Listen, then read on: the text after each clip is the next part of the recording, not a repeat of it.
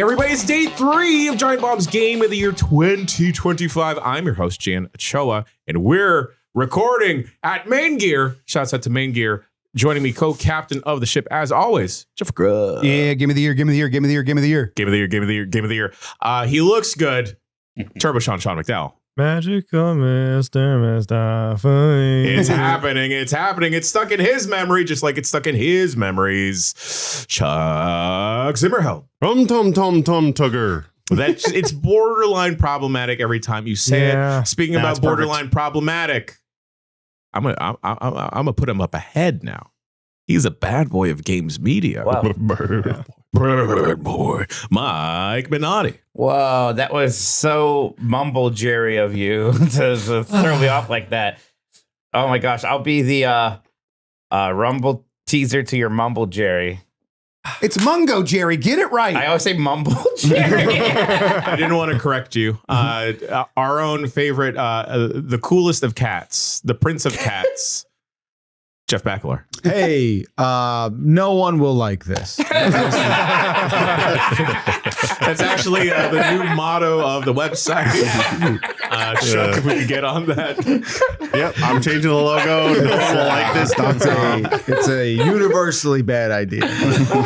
No one will like it. Oh, you're being such a growl tiger right now. Wow. And he's our own, God, what's the old lady cat? Deuteronomy. Our own Deuteronomy. Dan Reichert. Baccalaureate was hell last night. I grew up with Kayla watching the Cats VHS nonstop, and then I thought I was out of the Cats period of my life, and then it was just in the Airbnb last everywhere. night. The whole movie. Cool. And we have our own Munku strap behind the ones and twos. Will Crosby's helping us out. Thank you, Shouts Will. out. Can we hear a meow or a hiss? Meow. There we go. Fantastic. We have another full day of cat categories to get through. Starting with, for some reason, I put this up as a joke thinking someone would get upset and cut it, but we just kept adding more to it.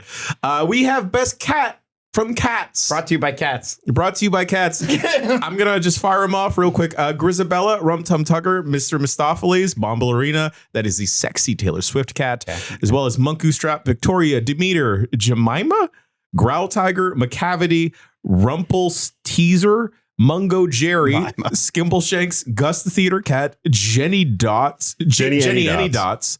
Oh, that's the Rebel Wilson one. That's the Rebel Wilson one. Cassandra, Cora, Pat, Alonzo, Jelly Lorem, Electra, Tantamile, Amidas, and Mater D. All the stars are here. All the stars are here. Yeah. I'm going to say we just bowled 3 of them now. Okay, Skimbleshanks is bolder for sure. Yeah, I'm a big fan of Skimbleshanks. He wears his overalls like all the way up to his cat nipples. Right. Oh, he's the tap dancing one, right? He's the tap. Yes, he has the power of tap dance. He He's defeated talented. evil with tap He's dance. the cat of the railway train. Who was Stupid Face Cat, who just had the stupid face the whole time, just staring at yeah, I everyone? don't even know his name. Yeah, That's Okay. Alonzo. I think that's. That's Alonzo. Oh wait, not him. Wait, are you talking about the main one? Because I think that's Munku Strap. Like at the Oh, yeah, end, Mungo Strap, yeah. at the end where they're all staring at Judy Dench's That's- character. Yeah, okay, Munku that's Strap. Munku Strap. Okay, yeah. yeah. Can we Cannot bold Rum Tum Tugger? Please. Yeah, I like Rum Tum Tugger. Hey, can you believe at a Comic-Con party I went to where Jason Derulo was performing, he did not respond well when I yelled cats. Weird. I like Mr. Mistopheles. I don't like him in this movie. No, they turn him into a bit of a. He's kind of a nerd. Yeah. True. He's like a shy nerd. They He's kind ruined of a his sub. song. Just bold Taylor Swift, Jan. All We right. both want you to. Okay. No, I can't believe this movie finally made Taylor Swift attractive. Oh no, what does that say about me? There was a moment where it did get quiet in the living room and everyone was just walking. For shoot. Wow. McCavity. McCavity, I don't like it when he takes his clothes off. Yeah, He but looks real naked. every time what does he say, Mike? He's like McCavity. ineffable. He goes ineffable, and then like he closes the book, and then a bunch of people Right, disappear. but the one time he just says his name though when he teleports Oh, the yeah. person away. Yeah, McCavity. I do like the name Mungo Jerry. Yes. I don't. I don't either. All right. Well, okay. Feels wrong. It's Mungo Jerry and Rumple Teaser are the ones that are like going. They're the duo. They're bad cats. My parents told me I'm not allowed to say those words. Yeah. Yeah. So, Oh. You guys said I couldn't say Skimbleshanks, and I said I got a Skimbleshanks pass. And you know what I told them when they gave me that? I said, Skimble, thanks. Is it Gus or Gust, the theater It's cat? Gus, All right. played by Sir Ian McKellen. I'm gonna say let's give it to the sexy Taylor Swift cat. Okay. Yeah. Yeah, There you okay. go. Cool. Good All job, right. guys. Backlar, do you want to read the category? Yeah, of course. Best cat from Cats. Runners up. Rum Tum Tugger. Tugger. Skimble Shanks. And You don't have a pass. You can't. Bomballerina, which is the sexy Taylor Swift. Official cat of Giant Bomb. Giant Bomballerina. Yeah. Yeah. Oh. Yeah, where was that era in her tours? Huh? Taylor Swift is in Cats? Yes. That's crazy. It's Yeah, a lot we of- mean, Mike told me, he's like, if this happened a year later, she would not be in this movie. Sure. It's like, Yeah. yeah. She also didn't perform it during the Eras tour. Weird. Yeah. So That strange. is weird. Oversight. All right. Well, that unpleasantness is behind us. Okay. Hey, Dan, are you okay? Yeah. Hey, what's up? Mic check. Yeah. 1, 2, 3. I'll be talking about this volume. Okay, we're going. Yeah. Yeah, you don't worry about it. How skimble shanks of him. a real rub tub dumber. Oh. Hey, Mike, I don't that, get that it. wasn't cool. I don't know That what wasn't- they that Oh, wasn't cool. my bad, guys. Words hurt. All right. Remember, everyone, we are all friends here. So moving on to the next category, best friend slop. We have Repo, Peak, RV There Yet, Guilty as Sock, Final Sentence, Mage Arena, Paddle, Paddle, Paddle, Mosquito Gang, Supermarket Simulator, and Keep Digging. I want to get it out of the way early. Friendslop is a term of endearment when we say it. I'm pro Friendslop. Yeah, we I see love sponsors. Friendslop. Yes, Yes. yes, that is not a pejorative. I only want to slop them up with the boys. Exactly. Swap 'em yeah. up. Slap him up. Exactly. Oh, we should have put stakes on Yeah. here. I very much want to play Final Sentence. That's the Yeah, one me too. where Is that's the typing Is that the battle typing one? royale, I think. Yeah, Yeah. we should do that. I love typing stuff. I think I'm pretty good at it, and I would like to do a battle royale with that. But I've not played it. Has anyone here played it? no. I watched a lot of Nextlander play, Same. it, Yeah, I and know they were those guys losing like their it. minds. It was so funny. Yeah, every time you get an error and it like gives you like the red text and they're like shit, fuck. Like every time it's funny. Oh man. Okay, we got to do that soon. Mage Arena, is that the one where Dan was running around just saying the rock? The Rock. I was casting the spell. I enjoyed that. That That was funny. a good time. Fun. So I'm gonna Take out cross out Final Final Sentence. Sentence. I want to say same with Guilty as Sock. That's been one that's on my list for a while. Yeah, we've not touched that that. looks very interesting to me, but Is that we have the not played it. puppet one? It's the judge courtroom sock Yes. game. Okay, Yeah, okay. it seems interesting. I'll say when we played RV There Yet, I didn't really get it. I didn't get hated it. So that's like laser targeted at me. I like the friend slop. I like moving a vehicle through treacherous Yeah, terrain, yeah. and it didn't quite have it. And for smoking me. cigarettes. And smoking cigarettes. What? God, yeah. Yeah. Where was I? Yeah, where were you? You were outside. I think we need to try it again because I was talking to like Mary Kish and she like adores it and she loves Friendslop stuff. I Right. wonder if we just had a bad early I run think, with it. we did have tech issues. We did, yeah. We had tech issues. We had some other problems. I bet, it's in early access. I bet it's changing pretty rapidly. We need to try it again, but based on what we played, let's cross it off. I'm gonna say it's because I wasn't there. Yeah, we Right. We didn't have Yeah. the sloppiest of our friends there. Oh, Grub, please.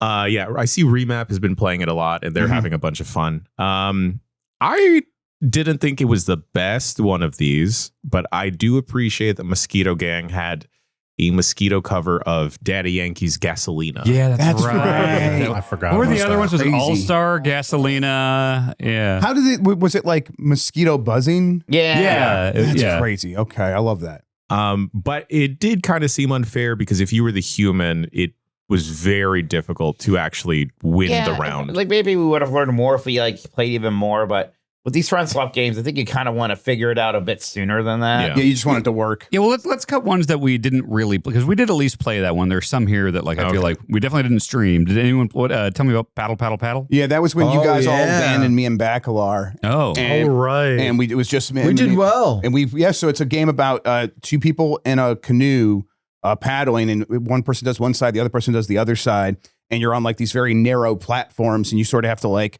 drift into them, but you have to work together, and we're just kind of yelling, be like, and then sometimes we got drift compatible. Yes. There were moments where like the places we were meant to platform on our raft were invisible. Yeah. Yeah. And we had to like kind of like figure it out. And it Yeah. was like we kind of like were using landmarks and stuff. I had a pretty good time with it, but I'm going to let you make the call on this. Do you think it's going to have a chance to get in the top three? I don't know. Maybe. I mean, I thought it was miraculous how we didn't rip each other's heads off. Yeah. I You mean, did want to rage quit like multiple Yeah, but that times. was, we pushed through it, though. Yeah, we got there. I don't know. What do you think, Chuck? I like when they yell, yeah. They sound like Patrick. it's a good time. It might have a difficult time. I don't know. It could be in the top 3 actually, because I see 2 for sure that I want on there. Yeah. But we'll see about the Yeah, third. So let's keep Mosquito it up for Gang now. pissed me off. It wasn't the best game. No, it was a fun stream, but the game itself was I think what not Mike the said, you best. want to be able to figure out right away. I think that's a key part of Friendslop. Yeah. It's like you want to like instantly like peak, get to the top of the mountain. Yep. Okay, we get it. All right, I'm cutting it.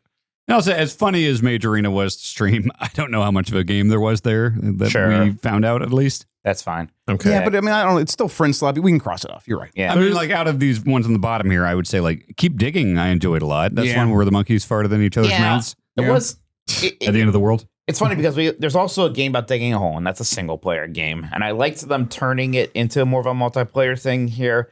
It was pretty poorly balanced. Now, it was so fun that it clearly kind of sort of didn't matter. Mhm. Like, you know, you had the teleporters, right? And that's like, okay, so Checkpoints, yeah. yeah, the checkpoints. I'm like, that's like breaking the purity of a game about digging a hole. But then we got to fart in each other's faces as monkeys and just kind of falling down the thing, right? So it was a fun experience. I don't know how much I respect it as a game. Well, let's say, okay, is it crazy to say that I think Repo and Peak are pretty obviously locks? Those are so locks. we're looking at down there, like which one of Paddle, Supermarket Simulator, and Keep Digging do we want? We haven't talked about Supermarket That was Simulator fun. yet, and that was a blast. I had a great time. Okay, Yeah, I remember having a great time. 3 of us and Nikki, that was a really fun time. Dan leading the way because, you know, it's in his blood and everything. And then, like, the hilarity of putting me and Nikki on the cash registers and me and Nikki acting like cashiers trying to, like, figure out how to pass the time when it's like, well, there's no customers. Hey, how you doing over there? Like, we try to make our own fun. Yeah, and all the tools you can do to, like, you know, you can edit the sign, you can put up Yeah. like JPEGs. I was putting up like JPEGs, frame photos yeah. of my Yeah. grandpa up on the walls and stuff. Like, that was really fun. The moment where you all bought the DLC and I didn't, so I literally couldn't enter the same Oh my room God, as you that's guys. We're mocking you. For, God, that's You're a like, moment hey, or it's so sequence. fun in here. This is a cool Dancing club. around. I'm just on the outside. Let me in. I died when that happened. That was the funniest thing that happened this year. God. I think Supermarket stays out of those 3. Okay, yeah, I think I'm okay with that. Paddle was fun, but Supermarket was like I think fully fulfills the idea of Friendslop, giving everyone something to do. Yeah, Right. Paddle, that maxes out at 2, right? yeah, Okay. You have to have more friends than that. Yeah. No, I think I agree. All right. So I'm going to cut Paddle, and Keep Digging. Yeah. What was that other game we checked out this year that was kind of like a GTA like, and we had The weed one? Schedule Oh, one? Schedule One. Schedule one, Yeah. Yeah. That was kind of fun. Not a good game though. No. All right. It's important that we remember for best moment or sequence when those monkeys farted in each other's mouths. Okay, yeah, Oh, of course. Yeah, we of can course. have that. Yeah. So our top 3 as of right now, we have Repo, Peak, and Supermarket Simulator.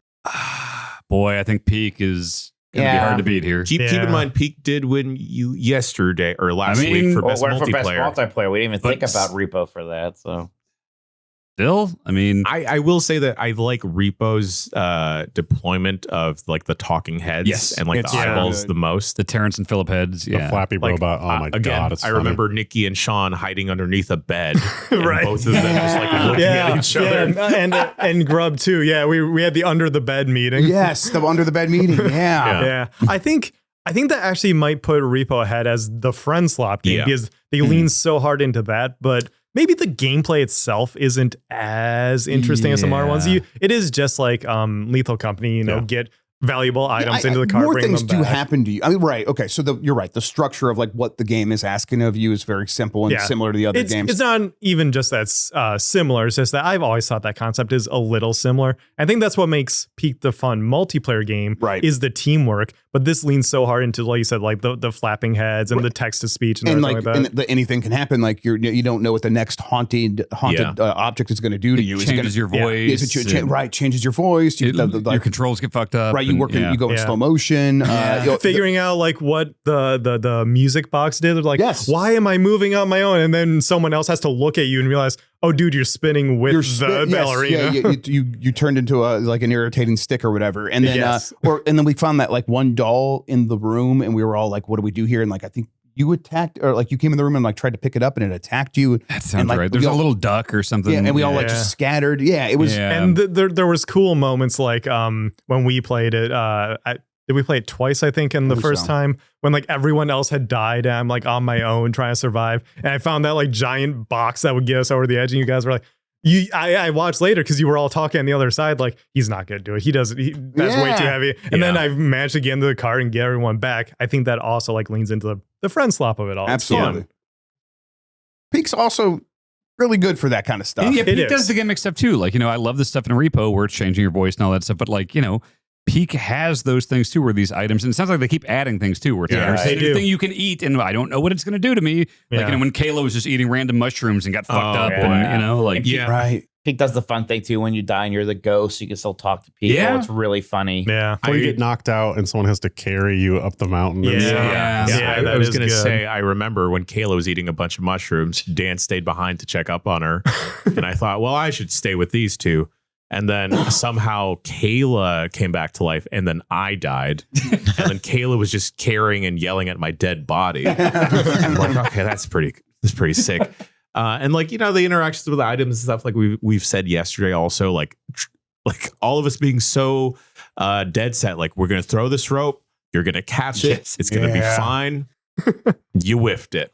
Yeah. And then like the attempt to go down the mountain, and then you just die again.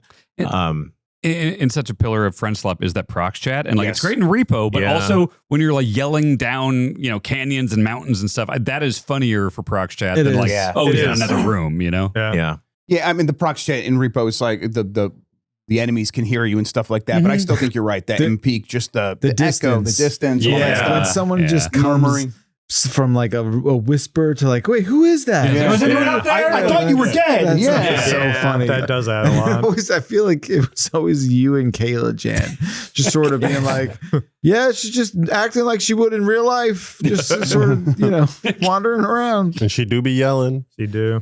I guess my head right now is kind of at repo is maybe quantity and then Peak is quality. Like the most Friendslop versus the best. Yeah. And it does say best right there. So I think Peak's the better game. I do think it's Peak. All right. It's probably Peak. Yeah. Well, congratulations to Peak. Although I'll drop, I'll play either one of these games at the drop of a hat. Absolutely. Talking about it, I want to play both of these now. Yeah. Friendslop Fridays. We should just get all of the video game websites on it. Yeah. Day 4 of Game of the Year will be within Peak. Yeah. This is Peak's second award. Yeah, that's true. It is Peak's second award. So congratulations to Peak and the runners-up, Repo and Supermarket Simulator. Moving on to the next category. We're churning, boys. All right. Best new website. One nominee here, giantbomb.com. Hey. Ooh, I think it's going to win. Chuck. Yeah, Chuck. Yeah. I think it should be bolded. There we go. Bold it. All right, wait, Asterisk. we should talk about it some more. Okay. Okay. You want to talk about it? No, I was joking. Okay. Very, very infrequently do we I'm have tired the of talking about this developer fucking website. in the room. Right, yeah. I learned how it works last night. Wow. I know Sorta, everything about how yeah. websites work now. Oh, wow. Do you retain that information? Actually, yeah, it was pretty easy. I think I can do it again. Okay, Right now, okay, I done seen. Yeah. I was watching Dan edit his review for Terminator 2D No Fate. You should check it out on giantbomb.com. I was watching him do it and I was like, I need to fix that. I need to fix that. I need to fix that. But he was being such a good sport. Good job, Dan. Yeah. Great job, Dan. 4.5 stars. Best new website user. Yeah, Yeah. No, that's that's dweller. Sean and me. All right. It's actually Yeah. Lex Luddy. Yeah. Give the youth something, I guess. I'm youth. You know what, Dan? You are. Thank you, Jan. You are youth. Thank you. All right. Moving on to the next category, gang. We have, Speaking of youth, this is exactly, speaking of youth, it's going to be very contentious. Boomer Game of the Year. Our nominees are Marvel Cosmic Invasion, Shinobi Art of Vengeance, Ninja Gaiden Ragebound, Oblivion Remastered, Borderlands 4, Doom The Dark Ages. Forgot that came out this year. Dragon Quest 1 and 2 HD 2D Remake, Mortal Kombat Legacy Collection, Once Upon a Katamari, Yuka Replay, Tetris Forever, Final Fantasy Tactics, The Evil East Chronicles, Golden Tee Arcade Classics, Eartheon, Time Gal HD Remastered, Tony Hawk's Pro Skater 3+4, and Heretic plus Hexen. So I have a thought out of the gate, and what Please. my thought is kind of mulling over this list for like, I don't know, the second time I'm getting eyes on this here. Yeah. I have a theory of why I think the winner should be a certain game. Can I do that right now? Yeah, I think the winner should be Mortal Kombat Legacy Collection. And here's why. Boomers are no better defined by their incessant desire to be presented with historical information in documentary form, a la the History Channel, a la all of the World War II fascinations and whatever. And Mortal Kombat literally delivers a documentary for all the boomers in the room.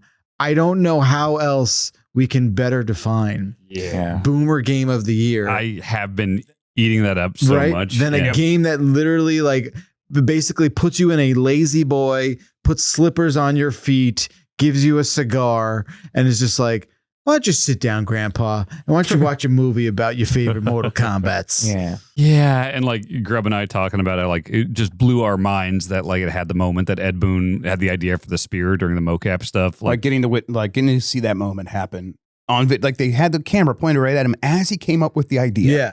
And it's just unbelievable that history has now been preserved. It is catnip for a certain type of person, several of us in this room. That's not going anywhere. We'll see where that goes. Yeah. I'm you know what? I will preemptively though. I will bold it. I think it's worth it. Talking about maybe cut stuff like Grub. I think you and I specifically, like Yuka Replay should be for us, and I think neither of us hate it. That's right. But also neither of us have really like gotten into Yuka lately at any point. Yeah, every time I've tried, it's not done it for me. Is this a remaster? It's like kind of a remake. It's a remaster with some extra edits. Of Ukulele. It's the 3D platformer one, which actually the 2D one's the better one. It looks better, and I was like, okay, I'm finally going to get into this. And I did a little stream of it, and it's just like, okay, I never really went back to it. It's just not super grabbing me.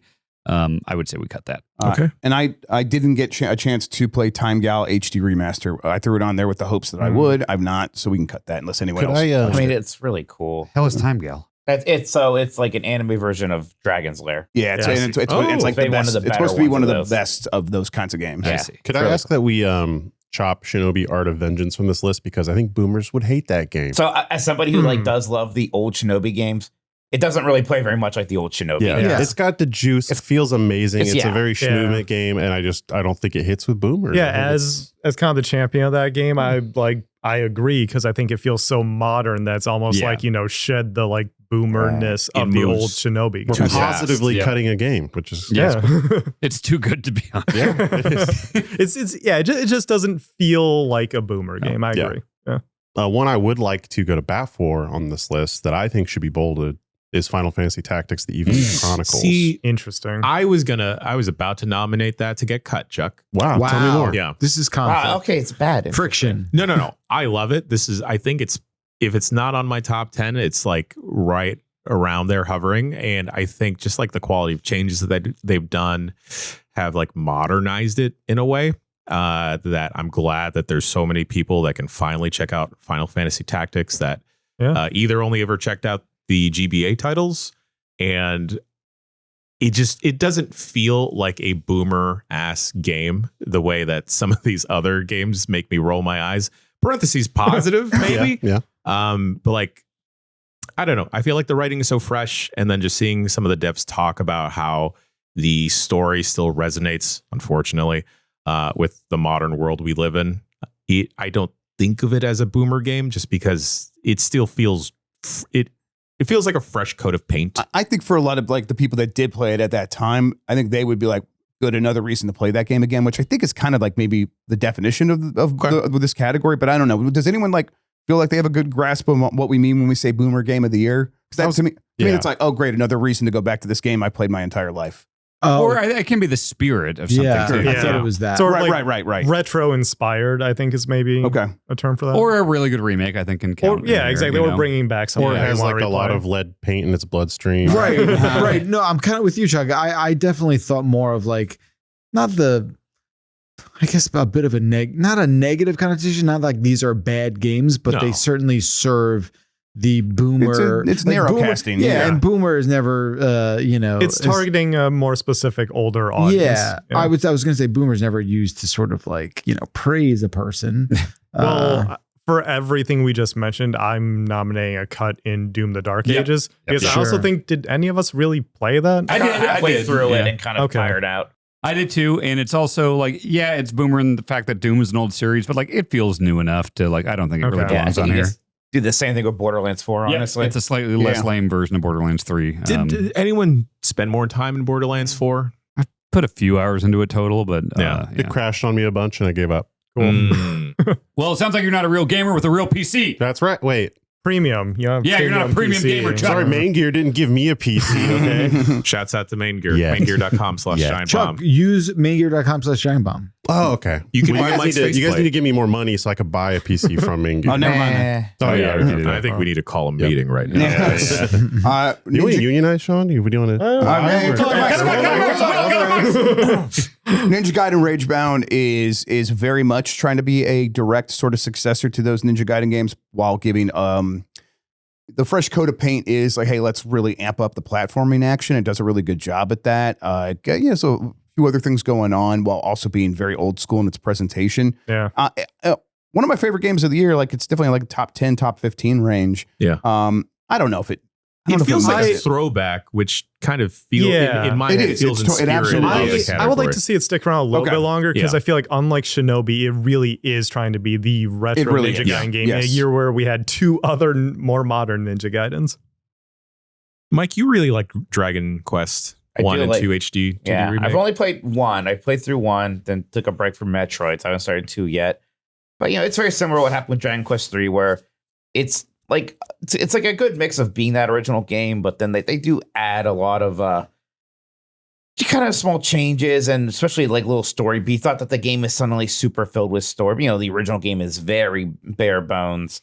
It's only 1v1 fights. You're still one person, but you can fight many monsters. So like, and even as it's being modernized, it still feels very old school, right? Yeah. It's almost like they made it more like a 16-bit or RPG instead of an 8-bit one. So yeah, it's definitely very boomery still, I believe. Okay. I like it a lot.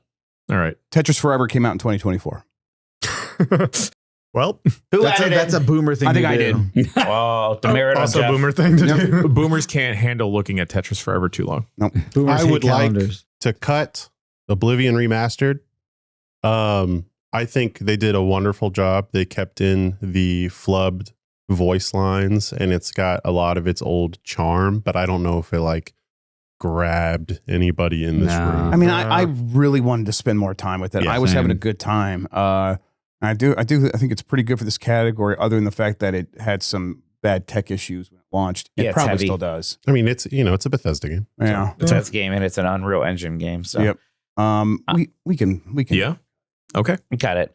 I really like Tony Hawk's Pro Skater 3+4. I like that a Yeah, lot. me too. Yeah. I want to keep that on That's- there. That's the game I think of where I'm like, I was pretty excited for it. And then all the boomers in my life were like, this is going to church. I'm so Yeah. Uh-huh. pumped. Yeah. Yeah. Exactly. And like, even like the changes to 4, which has been discussion. Yeah. I am like 90% fine with them. There's like a little bit like turning Zoo from like an actual level of goals into more of a competition level was maybe a little lame. Sure. Mhm. But otherwise, I'm like, no, I think I'd rather play the THPS 4 levels like that. And Tony Hawk's Pro Skater 3 through and through, just so freaking good. Gosh. Yeah, I think another thing that this category makes me think of is that it taps into your muscle memory Yes. of Yeah. playing the original game. And that's what Tony Hawk's Pro Skater 3+4 does.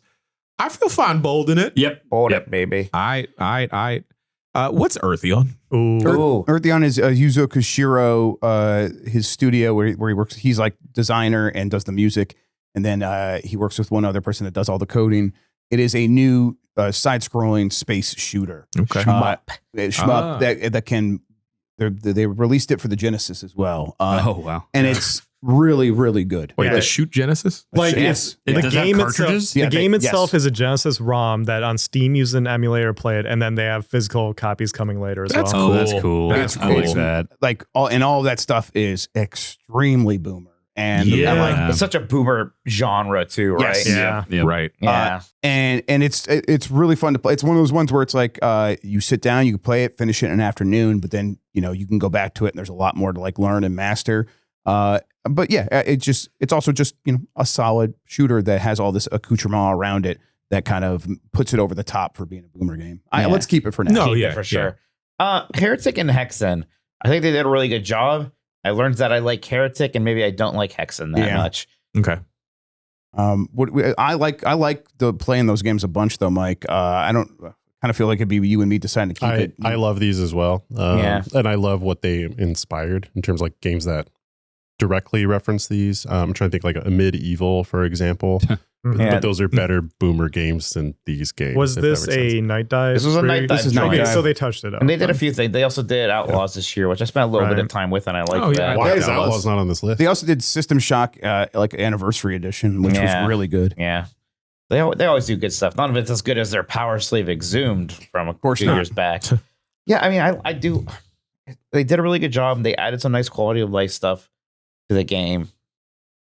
It sounds like y'all are still high on it. I'm still high on it. Again, it's just like there's some heavy hitters at this point. Now, does Marvel Cosmic Invasion do? I really like it. I like it too. I like the combat a bunch. Can I lay out its case for being a boomer game? Yes, please. So it's the things that it is inspired by are like obviously like a lot of old comics. There's an old comic like series, I guess, that it's taken a lot of stuff from, but also the beat 'em up, the arcade beat 'em up, which is like a Mount Rushmore of boomer arcade games from that era. And then it's also taken stuff from Marvel vs. Capcom. Yes. And it's like, the boomer fighting game that like now like looms over so many other games that have any sort of tag mechanic. And it's pixel style. It's going for all that. Like every checkbox it's got for being kind of to appeal to older style gamers. Well, maybe I was just fishing for someone else to fight for it, and you did, Grub. I think we got to keep it for now at least. Yeah. I'm surprised to hear that from you guys. I thought people were a little mid on it, but I'll say I didn't love it. I like it a lot. I just like didn't it. Yes. love it. I don't love it. I like it, and it's a good time with friends who, especially I got family members who are big into Marvel and Marvel beat 'em up specifically, and playing it with them was great. It's not as good as some other like obviously Absalom, Sure, beat 'em up of the year. This is not as good as Streets of Rage 4, but it's good enough.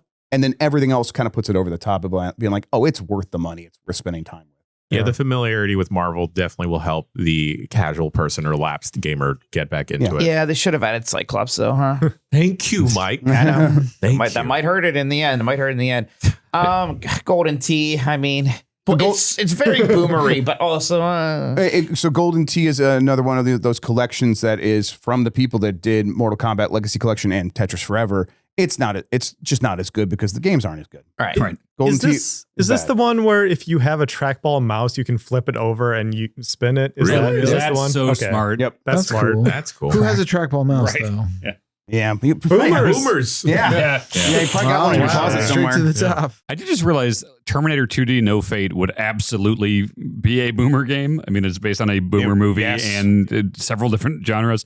But if you see my review on giantbomb.com, I gave it 2.5 out of 5 stars. 0.5. That's very brave of you, Dan. I'm really glad. Thank you. I do consider myself brave for that. Yeah.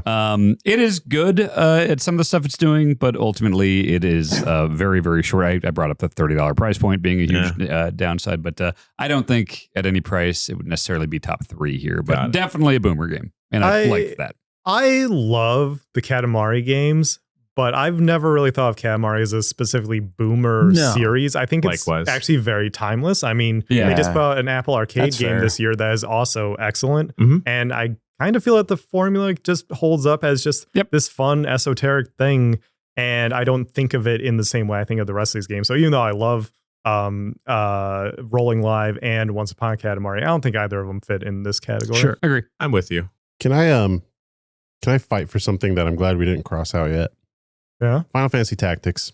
I think the argument of it's too good of a remaster is not good enough for me. I think this game might be the best playing game in this list, aside from Shinobi. Full respect to Shinobi Art of Vengeance. Thank you. This is just like, I mean, the full voice acting. Shouts out to Ben Starr. Joshua. The way they touch us up, it has that beautiful like 2D HD look to it. Just like a really lovingly crafted remaster. And this is an old game, y'all. It is. Yeah. Oh yeah. It is truly a boomer game. It is just one of the best games on the list. It's like a great remaster, and it still has a retro feel to it. Like, I think, in my personal top 10 list, I think this is in there somewhere for me. So yeah, I love this. I'm so glad they did this and they did it right. Well, so are we We're kind of Cut Golden Golden Tea. Golden Tea? Yeah. Got it. Cut it. Eartheon, like, God, it feels right for this It category. feels so right for it. It's like, It gosh, does. it's so boomery to me. Yeah. It's impressive that they made a new game that is that boomer. I think we could save it for now. Ninja Gaiden Ragebound. Do we Ooh. see it hanging out? It's a great game and it's very boomer. So like I would still like to see it stick around more than like Marvel Cosmic Invasion. I don't know if it's It's making very it all the similar to way. Marvel for me, and I'm trying to like. I probably do lean towards Ninja All right, Gaiden. I'm now hovering around Heretic and Hexa. I think you can get right. I I think, I think you it's, got that. it's good, but I think other Night Dive joints like the stuff on Quake and Doom and Power Slave has been more We should play interesting. Quake. Oh yeah. I have never, Quake's always a good I've never time. played So good. Quake. Simply. I would Dan, like we to gotta try- fix that. I would like to try Quake. Yeah. I've never played the original Doom either. Oh. Whoa. Okay. I really like Marvel Cosmic Invasion. But with the other boomer games that we have highlighted, I'm not hanging. will it stay? Yeah, like I said, I probably am the biggest sort of pusher for that, and I will say, and I lean Greg, towards Ninja Gaiden. I'm with you here because it features Cosmic Ghost Rider, Yeah. who is a This sick is ass my favorite character, I think. in the He's really game. cool. It's basically Kratos in it. Yeah, we can cut it. Okay. Yeah. I'm sorry, Greg. That's okay. You guys have sold me on it some more though, so I want to go try that. It's Oh, a good, it's a very good game. It's absolutely Yeah. worth playing. Yeah. Yes. Does it max out at like 4 players? Yeah, but Yeah. and then everybody gets 2. So We you have, should like, do 8 that. characters. Yes, We should do It's that. a good time. Yeah. You can cut Dragon Quest. Oh, and like in Cosmic Invasion, I when like the it. character dies, they're just all crumpled on the ground, right? Oh. And you just leave them. Is that game? Yeah, but you can get them back if you eat a big turkey, a big like purple turkey. It's like the pizza in the TMNT one. Yeah, it heals Yeah. both your characters. Yeah. Okay. I feel like the thing that is on the verge of getting cut is either Ninja Gaiden Ragebound or Eartheon.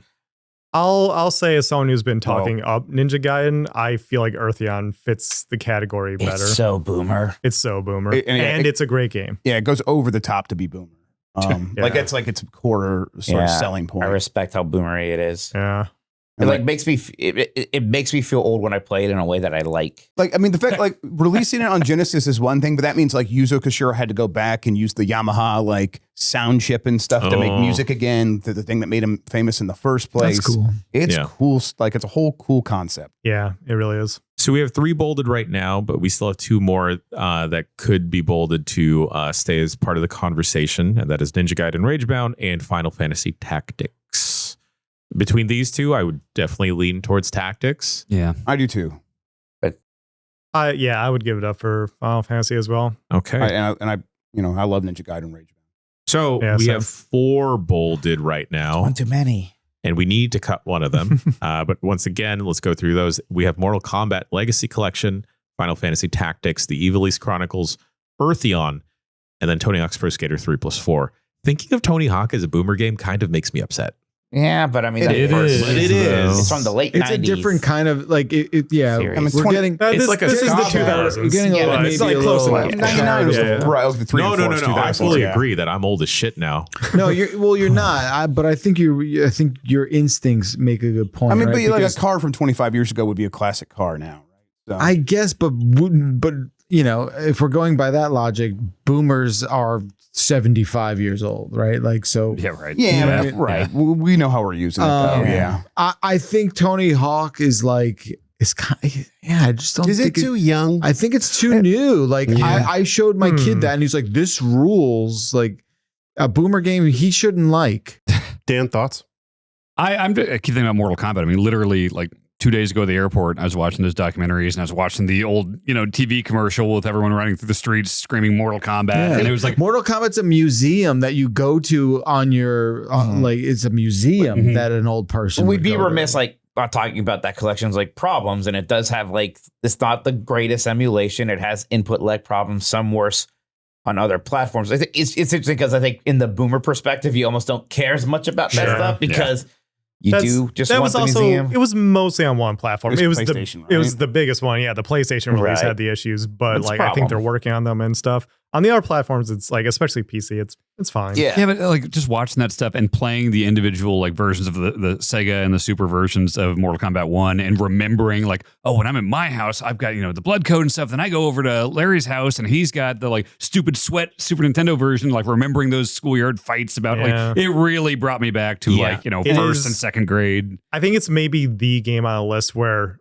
I can't see younger people really getting into that one, but boomers would love it. I mean, you had a hard time getting into it when we were playing it. Because I've literally never played the old Mortal Kombats for an extended period of time. Just like a couple times at an arcade machine. The Youngs had trouble. Sean not being I was undefeated. That might make it the absolute winner. Let me say this about a couple here. Final Fantasy Tactics features the voice talents of Ben Starr, who's very young and hip.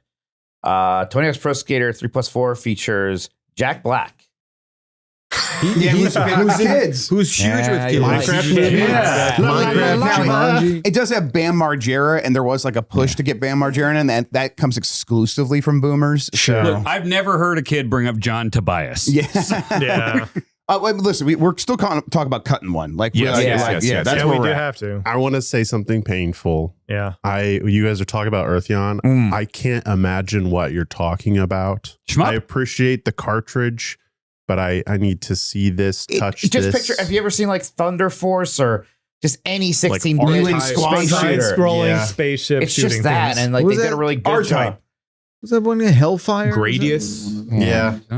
Yeah. I like it's almost my favorite one on the list, to be honest, personally, Damn. because I think it's just it's again, it's this new game, which I think there's something It's a new impressive about doing Genesis that. It's a game. new Sega Genesis game. And it's not, people do that, and it's kind of gimmicky. This one is really well done. This is from one It of the looks guys, awesome. one of the guys back Hell in is the day. Tony Hawk too hip? I New? think Tony Hawk is too new. I think that's the problem. here. Tony Hawk, it's a quarter century old. What I'll say though about Tony Hawk's Pro Skater is that it like feels like it's too swaggy in comparison. I think it might go back to Sean saying one of the games was timeless. Is Tony Hawk's Pro Skater more of a timeless game than these other ones where it's like Tactics is definitely, because we talked about how Tactics story still Yeah. fits, right? Yeah. Skateboarding's still very cool. Yeah. I think it's actually cooler now than it's ever been. Yeah. Exactly. I think Tactics is also pretty timeless. Like I if this agree. is just the new RPG that like, RPG fans would play, I don't think anyone would bat an eye. Let me put it this way. We're good talking about point. these timeless games that are still really fun to play. I play Mortal Kombat Legacy Collection, and I love it so much just because I remember being obsessed with that. I cannot imagine a young fighting game player today being like, ooh, Mortal Kombat 2, Mortal Kombat's safe, and I think Earthion's safe. We're talking about either cutting Tony Hawk or Final Fantasy So I Tactics. think Tony Hawk's got to get cut. That's what I Yeah, That's what I think too. I'm feeling that. All right, I think That's that fine. must be where we're at. Sure. All due right. respect, Tony. It's not even 1 and 2, the older ones. It's 3 and 4. They added new levels. How dare they? The thing I do want to just add last minute about Tactics, and it's probably not going to win this category, but out of all of the HD 2D stuff, I think I like this the most because I really want to like Octopath Traveler. I really want to like Project Triangle Strategy, whatever the fuck it's called. Rolls off the tongue. Is this even HD2? I think it's like a very light It's version of very that. light. I mean, it kind of was always that. It was always right, that. Right, that's probably why you like You're it. right. It is a 3D game, actually. Yeah. They kind of nailed it from the jump. That was mostly it. But there's something so novel about hearing that there's a new Genesis game coming out on cartridges. Yeah, that is cool.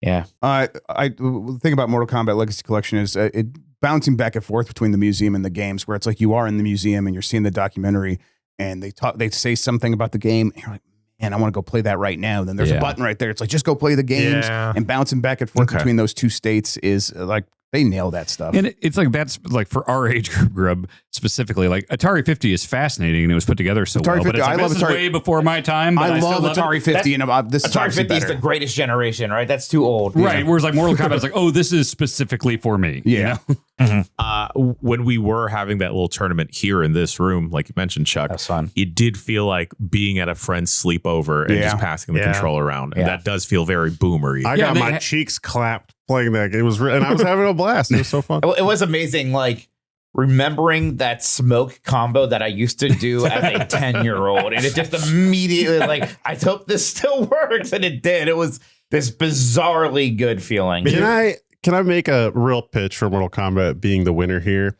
Yes. This is the last game my mom could beat me at. Yeah. Okay. Dang. There you go. There you go. A literal boomer. Your mom's a boomer. I think it's Mortal Kombat. I think it's Mortal Kombat. Yeah, I really like the idea of Eartheon winning this, and even I think it's probably Mortal Kombat. It's just the perfect idea of this whole concept of getting all this information and having real editors and journalists go in and explore a topic and say, here, I know what people are going to be interested in because I'm also one of those boomers, and just putting it all together in such a sleek package. And it's awesome. It's really good. We should have listened to Backlar from the top and just save some time. Dang. We should rotoscope Yeah, we would have had ourselves. more time to go back to the cats category. No, I think actually this went well. If people do like that Mortal Kombat game, though, play Atari 50. It's great. Yeah. Also, Oh, yeah. it really is a fantastic documentary as well. All right. Best Boomer Game of the Year. Runners up Eartheon, Final Fantasy Tactics, The Evilise Chronicles, and winning is Mortal Kombat Legacy Collection. Air horn. Congratulations. Oh, sorry. Yeah. Are air Boomers love horns air boomers horns. now? Definitely. What about Vuvuzelas? No, those are still That's young. younger. Yeah, Oh, so okay. young. Yeah. Gang, how are we feeling? We think we could go do another category? I think it would be good to toss a bricky break. I John. need All a right. bricky. Let's get bricked up, everybody. We'll Oh, see you on no. the other side of this. I don't have to pee. You never do. All right, dog. It's time to start the show. Are you ready to go? Yeah, dude, I'm ready. No, Grub. You look like you are in a den of inequity right now. I don't know what that means, and I don't know what you want. It's not like I have a home studio, Jan. Yes, you do. The computers that Main Gear built for us have NVIDIA GeForce RTX GPUs in them, and with the NVIDIA Studio drivers and NVIDIA Broadcast, you can turn even your man cave into a professional studio. Using Broadcast, you can upgrade your webcams, microphones, and speakers using the power of machine learning to take our shows, voice chats, and video conferences to the next level. You can use audio effects like noise removal. Oh, yeah, I guess I have the fan on. Well, it's hot. I'm not going to turn that off. Let me just hit this right here. Is that any better, Jan? Much better. We can clean up your shot with auto frame and video noise removal. And Grub, you can even make it look like you were paying attention using the eye contact tool. So I could still watch my stories? Yes, you can. NVIDIA Broadcast is a universal plugin that works with most live streaming, voice chat, and video conferencing apps. It's supported on any NVIDIA GeForce RTX GPU. And since I'm using the NVIDIA Studio drivers, I'll get stable optimized performance in Adobe Photoshop, DaVinci Resolve, and all the other apps that I need to use to fix our mistakes in post. You know what? Thank you to Main Gear and NVIDIA for supplying our NVIDIA Studio PCs. NVIDIA Broadcast, your AI-powered home studio, and NVIDIA Studio, the software advantage for all creators. Jan, I'm not even looking at the camera at all right now. Grub, stop looking at me. I haven't looked at you forever. Everyone, I think I want to take this opportunity to congratulate Jeff Grubb on holding a screwdriver. We're all very proud of him. He's been really weird with like potentially violent props lately. No, screwdrivers have always scared me. Jan, right. Jan knows this. Scared And We he's, have our own one-on-ones. Do you guys not watch the I know, content? yeah. he's helped me through a lot of stuff. They're so sharp. I don't Yeah. blame you. It's so sharp. And yeah, I'm not going to touch the tip, but thank you, Jan, for everything you've done for me. Grubb, I'm using coupons now because of you. Wow. That means the world to me. There we go. You didn't know about coupons? I know about the I coupons. kept calling This is them big coupons. No one bothered to correct me. I thought you were one of these coupon No, he's people. afraid of them. No, Yeah, it's no, coupon. yeah. It's I'm coupon. scared of being. Coupon. I hope you're still not Coupon- paying I've said the listed retail price for things or whatever. No, I'm financially cavalier with my MSRP finances. Jan. Excuse me, it's Ghost Dog. Please, Oh, right. it is the Ghost Dog. Yeah, He's come on, all Skipper. Mac. Sorry. Oh, right. Stuck in the skipper. That's stuck. Yeah. You Hey, thought make we skipper forgot. stick. All right, gang. Well, that's enough heartwarming things for now, because our next category is something very fun for some people. Disappointment Oh, of the year. God. I feel Backlar's. He's just emanating right now. 5G have- waves. Yeah. The ROG Xbox Ally X, Mario Kart World, Monster Hunter Wilds, Mug Sizes, 5G, Everybody's Hot Shot Golf, 2AT, Mafia the Old Country, FBC Firebreak, Hyperlight Breaker, Super Mario Party TM Jamboree dash Nintendo Switch TM 2 Edition Plus Jamboree TV. Just cut it out. Dragon Drive, Metroid Prime 4, and then they Switch 2. Oh, I want to cut Justice one. for Mike Minotti. The mugs are not too small. Thank you. Turns out I agree. they're great size mugs. Yeah, if they're not a very normal size, go fuck yourself. No, they're with a perfect. mug. If Yeah. you know what, and Mike? if you have a Keurig that has a large setting, you just need another mug. Wow. Mike, for you, I'm not even going to cross it out. I'm going to delete it. Thank you. Whoa. Oh, There we go. I want to offer a cross out here in Backler. We'll see how you feel about it. So the ROG Xbox Ally X, we did a kind of first look at it when it first came out Yeah. video, and it's maybe the least flattering hardware profile you could possibly see the original video when nothing worked at all. But now that I do have it working, I do hate Let's the window. cross it off. I'm already convinced. Can we replace it with the Windows full screen experience instead? oh, good call. Because that's the app that they came up with to make all these Windows Yeah, because handhelds. Dan, you're still not actually using this the way it's intended. No, I just loaded into Steam. Like every once in a while, like during Simpsons Fortnite, I used it for like Epic Store stuff. So it's nice to have all those storefronts and stuff. I just do Steam 98% of the time. And me being the dumb bitch I am, I totally bought into Microsoft being like, we care about this. We're going to get this right. And I think the Windows full screen experience is disappointing still. Is the Windows full screen experience only on the ROG? No, they started, it's going to be on the Lenovo Legion Well, Go 2 is going to have it. And I don't think it's rolled out to anything else. It's supposed to be everywhere. That's just supposed to be in like Steam Big Picture mode. It's supposed to be like that in the Xbox app and then on handhelds. I think that's they can- fair. Yeah, the software is what we're describing. Yeah, that's the hardware it's is like fucking garbage. I like the hard. Like when I traveled here, I brought the Yeah. LIX. That's the main thing. I've been bringing it. Yeah, it's solid. The thing I would complain about, and I think this is not exclusive to portables, is if you are using like Bluetooth controllers, there's just still like lag, and it's like some of that stuff is like not the best. There's always going to be so many variables. Yeah, with that. like there's because you're just there are all these different computers, right? I did have the audio kind of cutting out. I was watching the Mortal Kombat Legacy Collection stuff in my AirPods. Yeah. Were like kind of getting crackly. Like There's I think Ironically, could still be a Windows thing. sure, it's not, and it's Really not could exclusive be. to the ROG, and I think it's a bit of a misnomer to like associate all of those Windows shortcomings with just the ROG. So let's just say fair. Windows. It's spirit a of Windows that- full screen experience. Yeah, that's fair. Windows specifically. full screen Yeah. experience. Oh my god, it is hot dookie. And it solved zero of the problems it was portrayed to be It's- solving. right. Of like, here's going to be the one experience you can go into, and it's going to be like a Steam Deck, and everything will be like updated here and handled here. And like, no, you still have to navigate through Windows sometimes. Yeah. And it's compounded by the I feel like maybe saying the lie is like too harsh, but like this incredibly disingenuous idea that like they somehow are standing behind this thing and like it's like always, they know the problem and they don't know how to it's like- solve it. yeah, Well, it's like I think the bigger problem is they had a plan because they talked about this with some like journalists and stuff. They had a plan and the plan is good. And they outlined technically how it would happen, like reducing RAM usage of Windows by not having Yeah. the desktop and stuff. They just fucked up the plan. It's- and that's the disappointment. execution. it's yeah. so gross how bad that experience is, and it should not go unpunished. Yeah. Everyone being forced to deal with it. In my home, when I built a computer for my kid recently, and I'm like, all right, so now you got to go to Windows. And she's like, I thought Windows was bad. Like you talk about Windows all the time. She just absorbed that? She just absorbed that. Wow. From you, Dad. That's like taking his base. And it's like because she taking- uses the original Roger Ally a Yeah. lot. And I'm like, look, let me just deal with this Wow. Windows horse. It's like taking you told me not to take candy from a stranger. For real, it had that same energy of like, you told me not to do this. So yeah, Windows full screen. How dare you?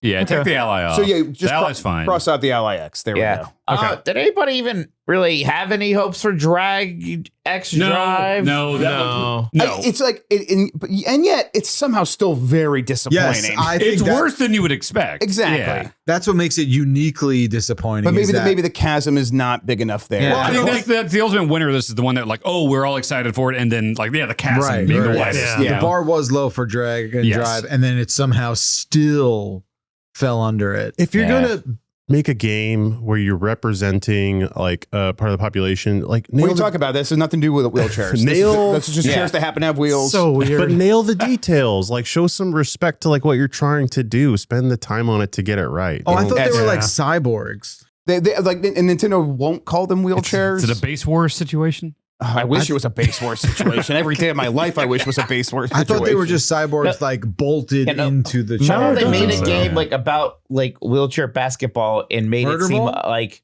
mean to people in wheelchairs. Isn't that called Murder Ball, right? There was a documentary, right? I thought the sport was called Murder Ball. Yeah, I don't know. I think we could cut to a T. I don't think it's the biggest disappointment of the year. I was pretty disappointed by it. I mean, like, I love Katamari a lot, and it's like all the trailers and everything. It's like, ooh, this looks, I love this concept and everything. And very quickly it was like, oh, this is not the game I'm looking for. Yeah, I wound up like beating it, and it was just, I think I was looking for more zaniness like a Katamari would present. And then what was his other game after Katamari? Nobi Boy, something similar to that. But this was like kind of like a lighthearted romp. It was more than anything. It also has a fantastic title sequence. Sure, yeah. It just like I kind of got bored. Yeah, there's not a lot to the gameplay. Yeah. So based off of some other things, especially after hearing y'all talk about Windows for a minute, I don't think there's bigger disappointments here. I didn't play Mafia. I mean to. Who put it on here? I don't know. I think maybe just like the energy of the group did. I talked to Vinny about this game for a long time. He really likes it. I enjoy it. You like it? I like Defenders. And I like it. And it's a narrative, linear, straightforward game. And I'm typically, it's not like, oh, that's a poison to me. But usually they have to do a little something to win me over. And this one did in terms of just having the right presentation, great performances. And it doesn't get in its own way. It has good pacing. It also has Italian vision. It has Italian vision, right? Really? Yeah. You can like. Mike, what do you see? Mike, what do you see? There's a cannoli over there. And some manicotti is happening over there. Do you see the oil waves in the air? Yeah. It's the limoncello. It's the olive oil trail. That's the yellow paint. Mafia: The Old Country for me is like a sleeper hit of the year. That's cool. Wow. All right, I'm gonna play that. It's a friend of the website, Matt Piscatella's favorite game of the year. We'll see. I've not gotten to the. He's not sent me his top 10 list yet. I think he said that on Blue Sky. I think so. I think that could be the case. We'll see. We'll see what he says. All right. That'll be on giantbomb.com this weekend. Dan, Mafia is about Italian. Did you know The Godfather was Italian? I do know that. Yes. Okay. All right. That's I don't think about it while I'm watching it, but if you ask me, gun to my head, I'd be like, yeah, that's Italian Mafia. Yeah. Okay. Nice. Sopranos, was that Italian? Yes. Okay. Good job. I'm going to get ahead of this. This is our list. This is Giant Bombs. And I know I am maybe the outlier on Metroid Prime 4 being so hot on it. You with want to my do this 5 right out of now? 5 Sure, you want to review. do this right now? I do want to. I want to get ahead of it because Dan, you sure you want to do this right now? Be obstinate, Dan. Stand in our Dan, way. can I tell you a story, Dan? What's that? So I play pickup hockey once a week with a bunch of guys I've been playing with for a while. I think I know where this is going. You know, a lot of them are like first name basis guys. I just, I'm there like maybe twice a month. I just try and go when I just need conditioning. Yeah. There's a dude there who's a real sweet guy. We get along. I only know him by his first name, and we were sitting on the bench, waiting to get back on the ice. And he turned to me and he goes, "Hey, I think I saw you doing like a Metroid review. What? Why'd you give it a 5 out of 5? Had this guy played it? Finished it. He did? Yep. Shit. So, I instantly deflected and blamed it all on you. You can. No, I'm kidding. I stand by it. I just thought that should color the kind of situation that we're looking at here. So I believe like Grubb and Minotti, for sure, there is that chasm's very big of disappointment. Yeah. But for me, I was not disappointed at all. I know, Sean, you've got your criticisms, but it's a little disappointing. Yeah, but sure. It's not like it's not the most. I've played a lot of it. Yeah, so for disappointment of the year, I think that's why I'm a little surprised you want to go to it right away.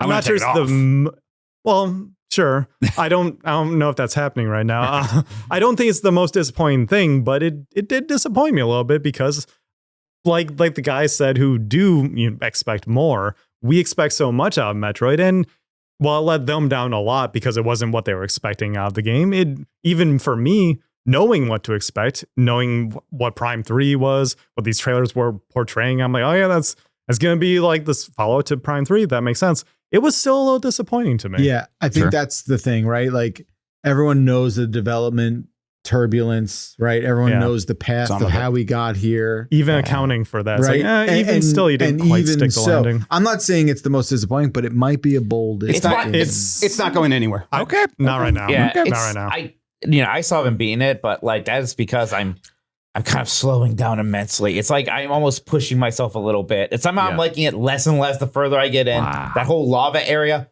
was dog shit. It was nothing but just like linear, go to a room, fight things, no platforming, no puzzle solving, no exploration. I don't even know if I can call this game a Metroidvania at this point.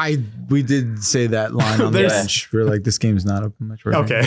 Right. And I just like, and I was fine. Like, okay, yeah. So, you have like this desert connecting these like 5 other smaller biomes. As long as all of those were like mini Metroid maps, it would have been fine. But like most of them are just very like incredibly linear. Each room has like 2 exits. The way you came in, the way you go out. You barely see any extra items, or you barely see anything like, oh, well, I'll be able to come back here someday and do that. Even the rate I'm getting upgrades, incredibly slow. None of them are that interesting or new. The one new interesting thing I gotten, the viola is fun, but like very early on, you get that charge shot that you can kind of move around. That's neat. Basically nothing else as interesting as that after like being in it for 10 hours. Well, when you put it that way, it sounds kind of disappointing. I do think that's the divide here, though, because at the same time, everything Mike was saying, I'm like, well, yeah, it's linear. That's Prime. Yeah, the magma area isn't very interesting. Neither is Magmore Caverns. Yeah. Hey, give me a moment. Magmore Caverns, what you do? You break a block and then you roll across the lava. You see something cool, but that's linear. It's a little more action driven. I think so.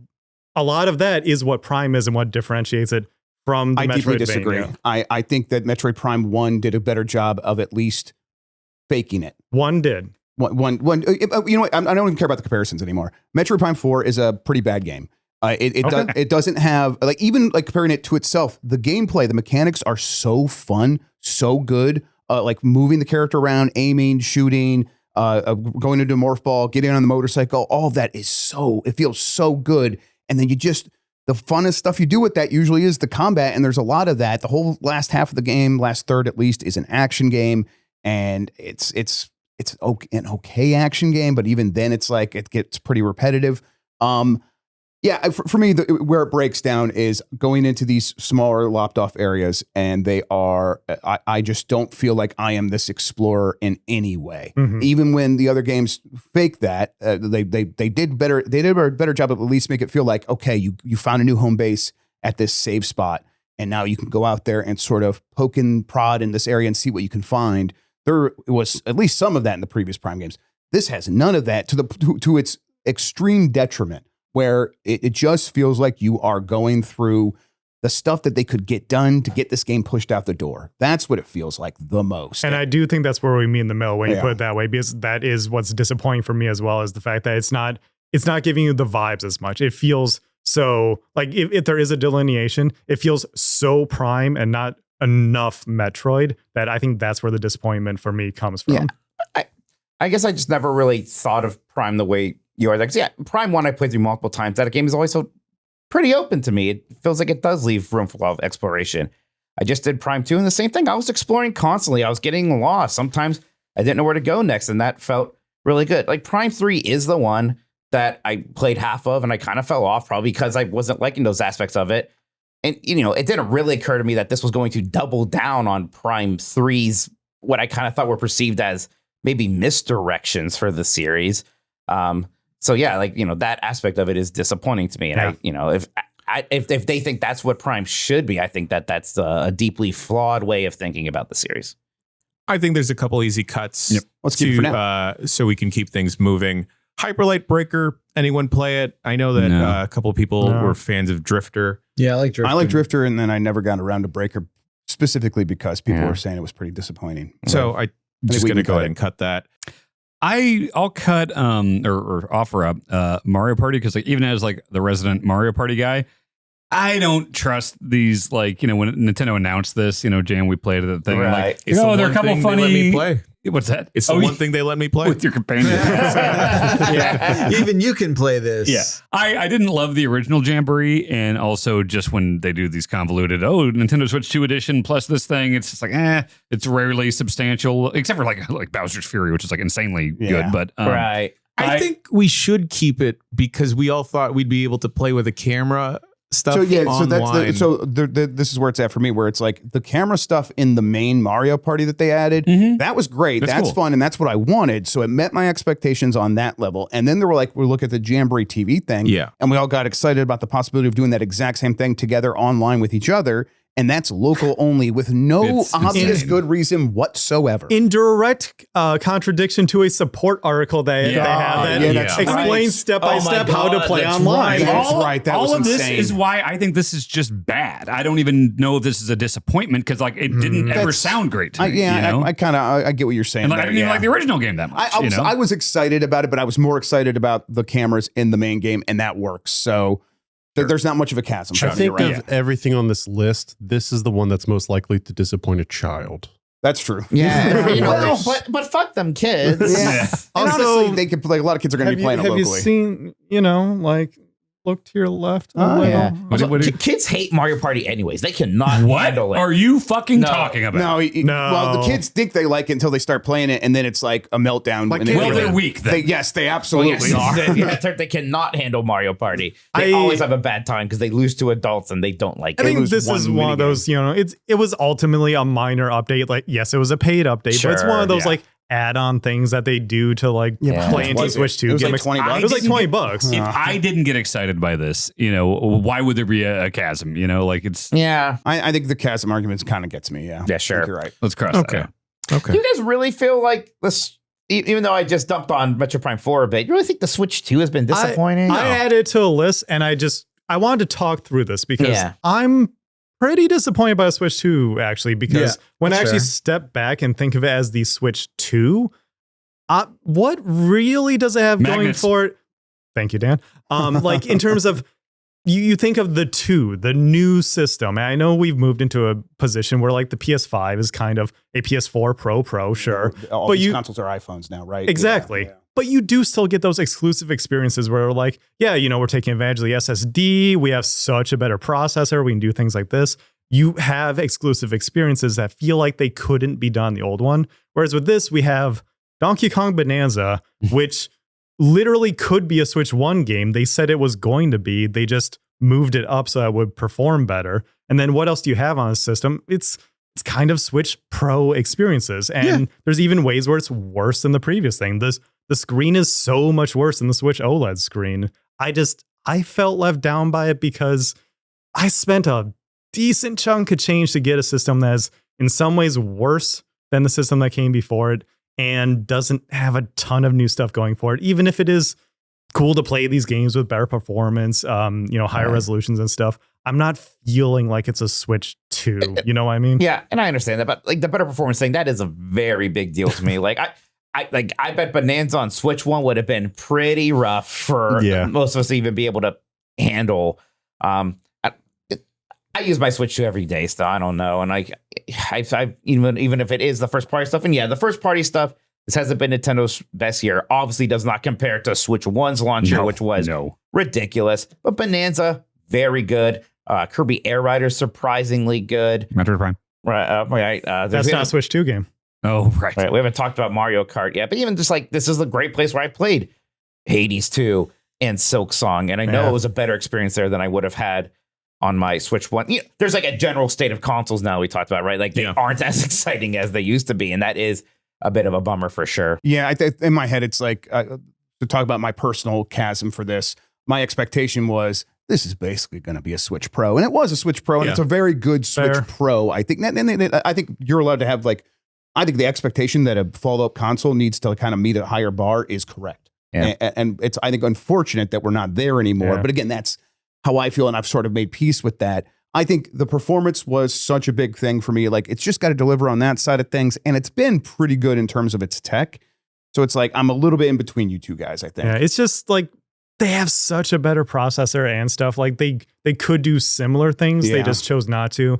I know that's kind of Nintendo's deal, but it feels almost more like a business thing of like, well, why not just keep putting out Switch 1 versions that we can then just have enhanced for like the hardcore It audience? 100% is. And that's inherently disappointing. I was gonna say, I'm gonna admit this. I think I'm the biggest Switch One hater in the room. Wow. Easily. Wow. I did not enjoy that system. It made me mad. It made me mad to hold it and use it. I didn't like how the games We always talk about how performed on angry it. you are as a I person. know. we always say that. Yeah, it made me mad. It really did. Especially like I love Pokemon games. It's the only place to play them. They played like dog shit. Hey, Nintendo, maybe like piracy wouldn't have been such an issue last generation if you made good hardware.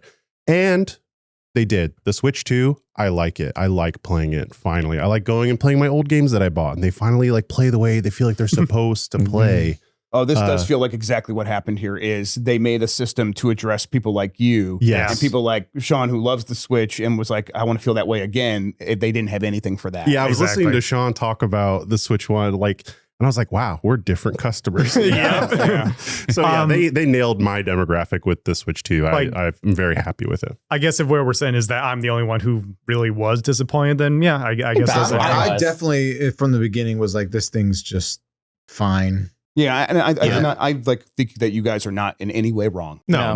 You know? Yeah, I get it. They should have made it more exciting. I kept saying there's nothing to play on this. There's just nothing to play on this. Yeah. Wario World. You can play Wario World on it now. Oh, that idea is cool. And our Finally GameCube away. games. Yeah, they have GameCube games. The emulation's not great, but they have GameCube games. Yeah, maybe Yeah, it's they're because cooking with my emulation. It's pretty good. NSO is awesome right now. brain is broken, but I'm aligned with you, Grub, that I feel like it feels like a pro. And Yeah, I think that's just what I've been thinking of this whole time. And I think the reality is, and not that that matters for the category. No, I think the reality no. is this was the Switch Pro, and they just sort of spruced it up over time. Yeah. and delayed Expensive the release. ass Switch Pro. Yeah, Yeah. that's why they did it, so they could charge more money for it and put the 2 on it. I'm cutting it. FBC Firebreak, I had fun when I was playing with you guys. I don't think it was the biggest disappointment of the See, year. I didn't have fun, but I don't know how much fun I was expecting to have. Right. Yeah, Sure. it's a miss for sure. It's a miss. Yeah, it's like a whiff for sure. But that sticky note monster we fought, that was cool. There were ideas. Some of the Yeah. ideas were too much. Like, I can't believe how complicated they made some of the objectives. Like Left 4 Dead Yeah. works because like fight the zombies. Yeah. People get that. This is like collect the notes and then go to the furnace room and put the canisters onto the zip line and then shoot them down there. Yeah, it was kind of good. Throw them into the thing. Yeah, It was too but much. I don't think we would have known to do all of that We if didn't I know. hadn't already played that Right. level Yeah, with some that's what it was. randoms. Even Right, then, yeah. it just was Yeah. confusing, and it was like it wasn't fun when enemies showed up. It's like, oh great, there's another asshole with a flamethrower here now. This studio has such a strong design vision, and the vibe and the look of their games is like amazing. And then they made this, and it just falls so short of Control in Alan Wake. And yeah, it super disappointed me. I was like, I want this to be the next game I'm playing with my friends every week. Sure. It felt Yeah. like a weird pivot, right? Yeah, and it just didn't happen. And it did feel like a lazy thing they were doing between other I things. think that's what it like for me. It's like why it's not so disappointing is like this was a new team, or it was a new team created within the team, new director, and it was like them trying something else off to the side. So it's like Remedy's still over there making the Remedy games, and then they're going to try some new stuff over here. I mean, it's like okay, I can forgive and forget that pretty quickly. Yeah, don't worry, For Loop will be here before you know it, everyone. And then Right. the 4-player. So Dan, a thing's for back. loop is a programming thing where I'm just kidding. Oh, it's clever. Yeah, Okay. yeah. We're all Yeah. four Why loopers. is 5G on the list? What the fuck? Backlar. I don't know. Maybe I misunderstood the assignment. Like, Well, I mean, I like you're right. 5G is not as a. it's bad. No, it's not. I mean, I'm What on. is it? It's I'm- just a cell network, right? No, Well, it's yeah. a technology. I'm on T-Mobile, and it's not been that bad for me. Yeah, I was gonna say, do you get ultra wideband? Because it's Yeah, I do pretty all sick. the time. I think, I'm just constantly disappointed with it. I get 5G is really strong in my home. Yeah. So for me, it's like, oh, it's working the way that it was actually promised to a certain extent. Yeah, maybe it's regional. I feel like because I went through an internet issue this year. Did Chuck have something to do with it? Jury's Wow, still out on that. Wow. I'm sorry for hearing your complaints and trying to help you. I won't do that again. Like I said, jury's still out on that. He's saying that Chuck was the disappointment. Oh, my. I was telling Backlar, get the tin foil, put it on your head, protect yourself from the that wind. it didn't work. Yeah. No, I think it just made me sort of like relitigate like how disappointed I am and stuff like that because I wanted to seek out 5G as a home internet solution. And it just wasn't cutting it. And I'm just like, nothing works. Nothing works. I'm not impressed with anything. Yeah, 5G is like sort of a idol for all of technology being disappointing right now. Like I can kind of buy that. It's like become like the sort of punchline / scapegoat for all these things where I'm just like, when I was young and you have these like fantasies of the future where you're like, oh man, it doesn't matter because all this shit's gonna be like this. Even 10 years ago, when it's like, man, the new iPhone's got all this new stuff in it, and now it's just like there's nothing new that matters. And I don't know, like I'm just consistently unimpressed with that kind of, because like I was like, oh, you know what, I can't have a fiber solution where I live just because of reasons, and 5G would work for what we do, right? For our kind of work, and it's just not there. It's just not. Maybe the bigger disappointment is where you live. Maybe it's New Jersey. No, it's not even that. New Jersey? It's my street. It's not New Jersey. It's my street, if you can believe it. But I want to be impressed by something, and I've just not been. Well, you know what? Let's keep it on. No, you could take it off. I mean, it's just all right. Do we want to lock anything? Because nothing has been bolded. Can we yet. cross out Firebrick? It seems like I'm the only one truly pissed Drag and about that. Drive. Let's not bold anything yet. I think Drag and Drive should probably go. I want to take off everybody's golf because it's like that game is not good.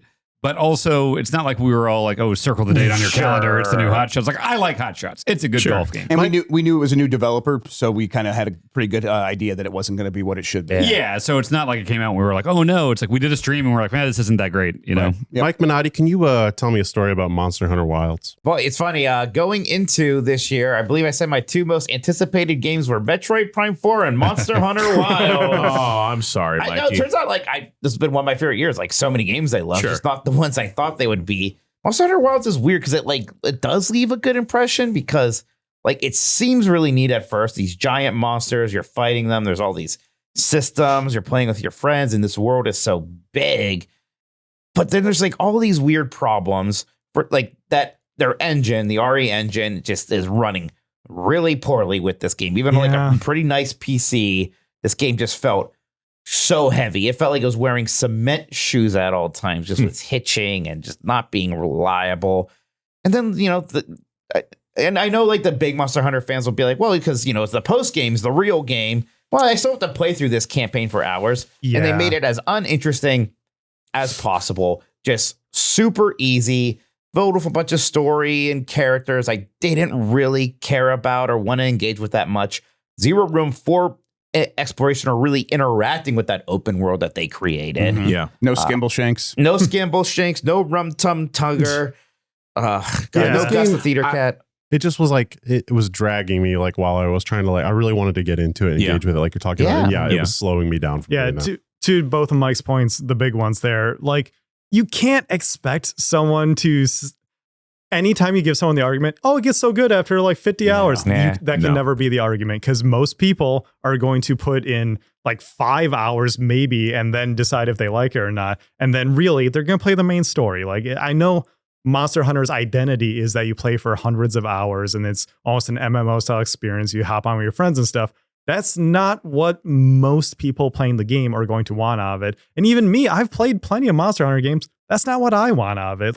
There are better Monster Hunter campaigns. And while this is a fun action game, I feel it's not, they've reached the point where so much has changed that it just doesn't feel very Monster Hunter to me anymore. They hand you so much stuff. The word being thrown around this year was friction with it. And I've always thought tension is the better word to describe what it lacks. Because it's so safe. You never feel like you're in danger in the way that you should with a hunting game. And also, with the performance, I'm like, man, I know I got, this was back when I had a 3060 Ti in my machine. I'm like, I know it's a lower end, slightly older card, but even on low settings, 720p, I'm struggling to get 40 to 50 FPS. This engine was not designed to have games like this. I was really excited when I went to Japan last year to check this out, but I did notice as I was playing through the slice of the game that they made for me that I blasted straight through it.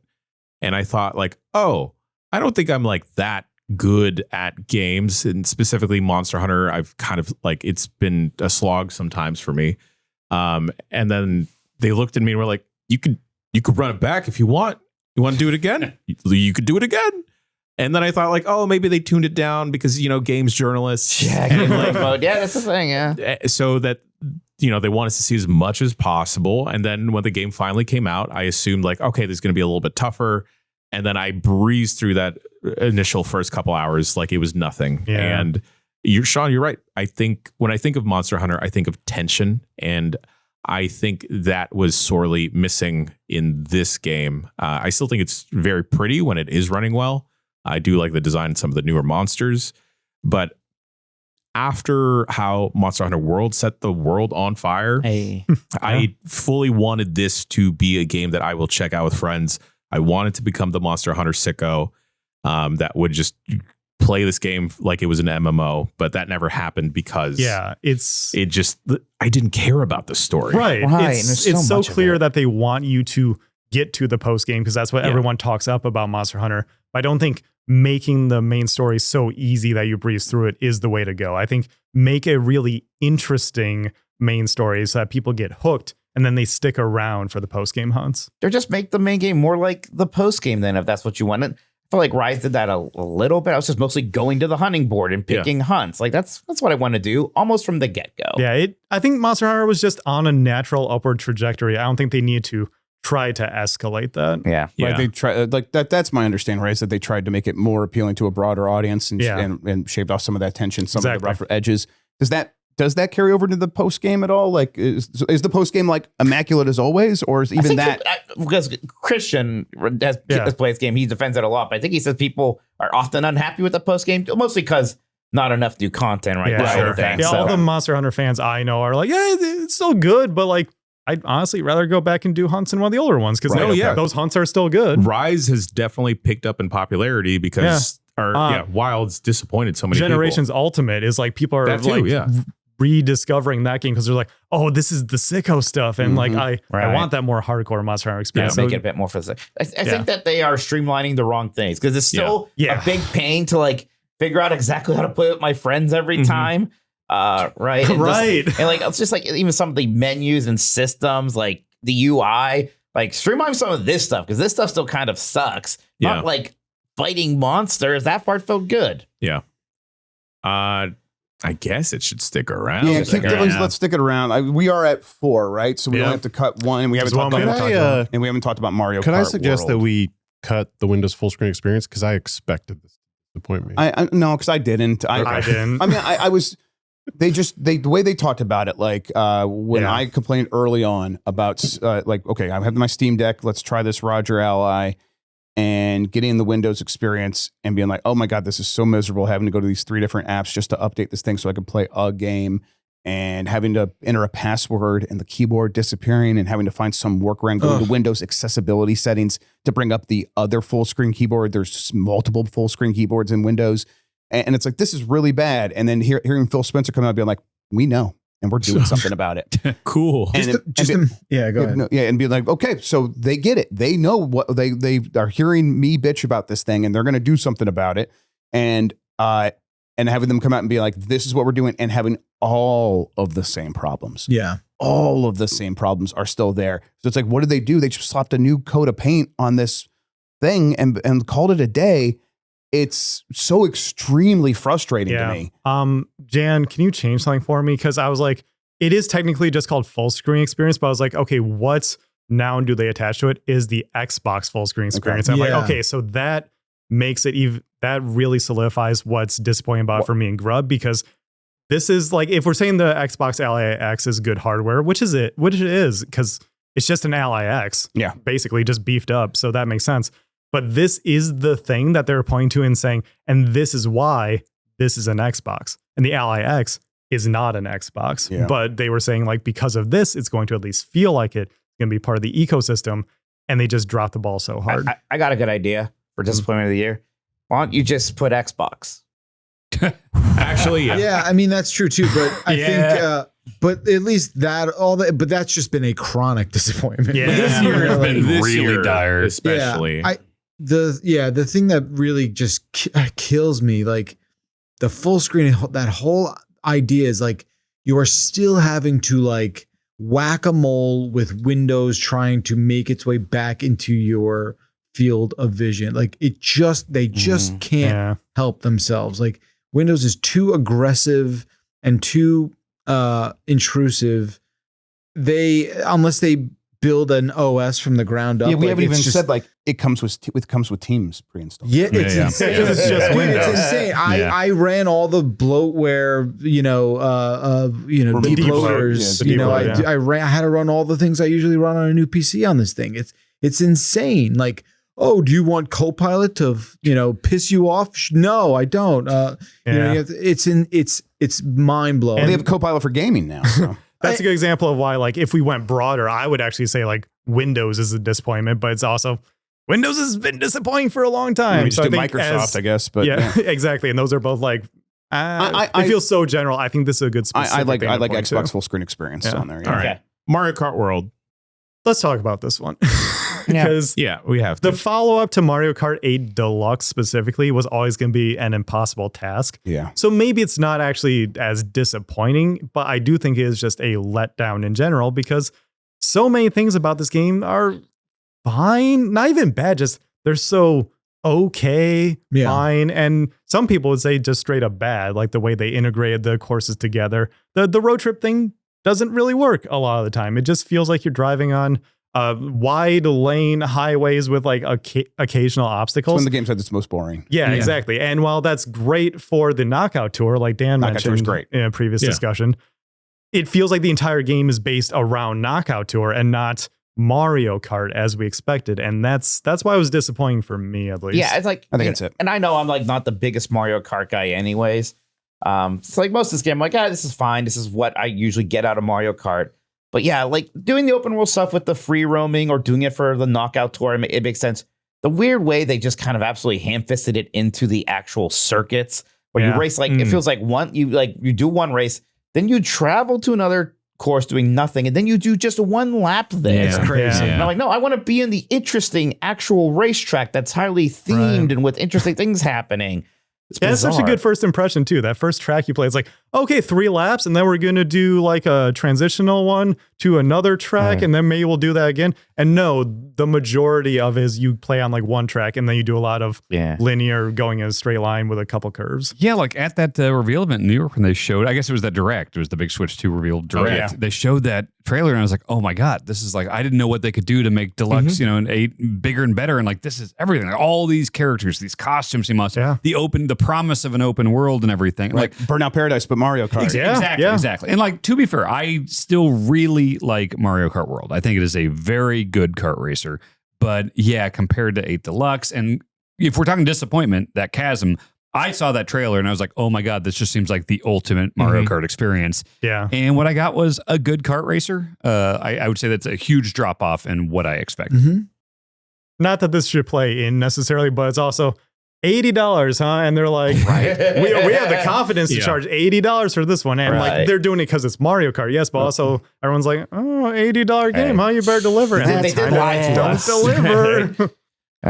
From based off of hearing everyone talk so far, I think our 3 might be Xbox full screen experience, Monster Hunter Wilds, and Metroid Prime 4.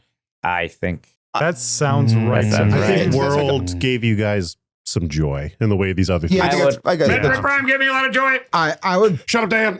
I didn't play any of Wilds, but I really hate Mario Kart World. I think that game sucks.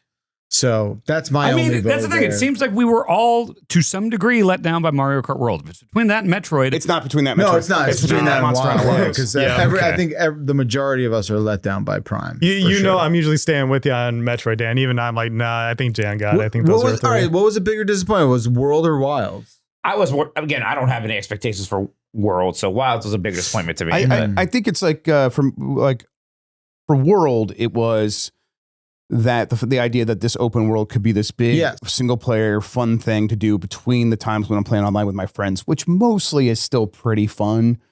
Playing online with friends, especially Knockout Tour. The courses are a little bit disappointing when you're playing traditional Mario Kart. But then it's like you go to that open world and it really is kind of nothing for the most part. I thought the challenges were okay, but I stopped doing them very fast because It's there's so crazy. no connective tissue. There is there's no similarity to Burnout Paradise. It's like if you're going to do one of those, look to the master and just replicate all of that. And I get that like there's not going to be a lot of differences between the top speeds of the carts. So having like the traffic cameras that just like clock who's the fastest on the street maybe you can't do that on everything, but come up with some equivalent and make it feel like a living world where everyone is kind of asynchronously playing around with each other's carts and stuff. I don't know. I thought there would at least be like fun Nintendo Easter eggs everywhere. Yeah. I remember early on, like, was it Vitelli that's like, Yeah, oh, a UFO UFO picked me up and stuff. It's like, I just in my head was like, oh, there's going to be all these fun, just Nintendo magic sprinkled all over this island. But And no, like, it's so empty. Not really. No. Yeah, I remember at that event, Dan, we not only like the Vitelli UFO thing, but then us like looking at the princess coins in the world and just being like, what is this? It's nothing really. And then just nothing figuring really. out Yeah. like, Yeah. oh, you can grind. Maybe you can grind to get to somewhere specific or special, and then it just doesn't result in It anything. just doesn't deliver on that promise. Yeah. Dan, Metroid Prime 4. I want to pitch for keeping on this list and maybe winning it in a way I think you'll appreciate and understand. This game should have been the consensus game of the year winner for this group of people. Still could be. Nope. You know what I'm saying? though? Like, Look, we're not there yet. We don't know. but you should be in a situation where all your friends agree with you about this game and they don't. And I think that Who are has we to to, presume? We haven't gotten there. that has to be disappointing, right? I mean, Yeah, like we have maybe 4 of the biggest Metroid fans in the Yeah. industry right here, and like 3/4 of us were disappointed. It's a bad batting average. Pretty hard to fight that. Yeah. Commenting on Monster Hunter real quick, it actually does have a similar problem to Mario Kart Yeah. in that a different world. Monster Hunter World is arguably the best Monster Hunter because I think casuals loved it, hardcore audience loved it, and it was going to be tough to follow up that as well, just like Mario Kart had a tough time. And Wilds had the similar problem of they maybe didn't double down on things that people liked. Maybe they thought they needed to take it in a different direction because they wouldn't one up themselves, and they fell a little bit flat. So I actually don't know. It almost sounds like we're leaning towards Mario Kart at this point. I think but we are. I can go Yeah. either way. Yeah. Yeah. I'm not it's super. I'm in not like either. super. Yeah, it could be either. So we could do Mario Kart World. Okay. This will really quiet down the people who think that we're Nintendo shows too. No, it That's good. All right. So our 3 as of right now is Xbox full screen experience, Mario Kart World, and Metroid Prime 4. I have rarely been as disappointed in a game as I was when I went into a Metroid Prime 4 area for like the 4th or 5th area, maybe like 4th area. And I'm like, it's the same exact sort of setup. There is a save spot right at the beginning, and maybe there's one right before the boss. And it's like everything in between there is just sort of maybe there's some puzzles, but there is just sort of nothing beyond that, no branches. And they just kind of did the bare minimum here in every way. And I've never, I don't want to say never, but rarely have I been that disappointed in a game. How's this gonna lose? How's it not gonna be the most how disappointing? hard is Dan going to fight? I mean, look, it's pretty clear. You're allowed to fight. You Well, disagree. no, but yeah. also it is our list, and like I like the game a lot, but the level of disappointment from a lot of fans of the series is huge here. So like, I'm not going to be ridiculous and And I try want to to say, fight like, that. You know, I really respect your review. I read that and like Yeah. was giving you feedback on it and stuff, and I totally get why it hits with you. But yeah, I'm thinking about the group. well, and simultaneously, like to almost fight for it staying on here.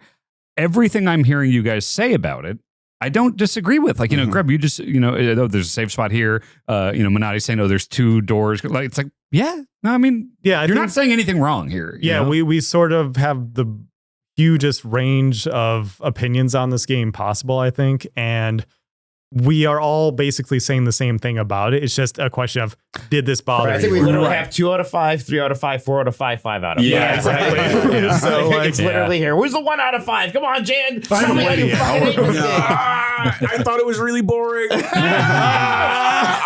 I kind of was really upset that like I didn't wait for maybe getting a code and I paid for it, and I'm like, this is what y'all really like? I don't know if I could trust you guys anymore. Have you played Metroid Prime Remastered? I did. Okay. I did because you guys told me I should check it out, and I checked it out, and I was like, this shit fucking bangs. Yeah, And okay. it looks great. Metroid Prime 4 also looks great. Yeah, it looks very great. good. It looks And it plays fantastic. great. Looks amazing. It's got Yeah. an incredible feeling. Incredible soundtrack. And then I'm just like, this is it. Man, why didn't this bother me? Everything you're saying is true. I just don't understand why it didn't bother me. Like I think of it of like, how long was this in development hell for? 8 7 years, years, something 7, like 8. that. I mean, it was Since revealed in announcement, 2017. 6, 7.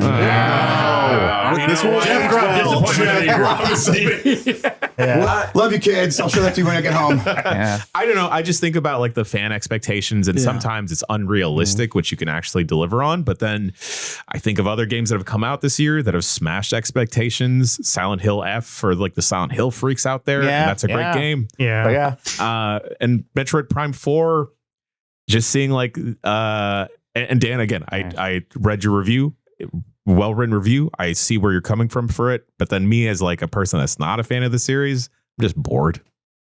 I was really surprised because I did like that first hour I played in New York. I think it makes a good first impression. You know, Yeah, it makes yeah. a real good first impression, Yeah. and then I it's like the almost like a Target bait and demo when I switch. played, Yeah, and that was upsetting, and I don't think it never recovered from that initial first impression. Never met it again. I think I would have enjoyed it more if it wanted to be what that first hour was, and it was kind of more Halo-y action game. I might have almost like been along for the ride a little bit more than this, but it kind of like was wearing the clothes of Metroid Prime 1, which is, well, not really feeling like it at all.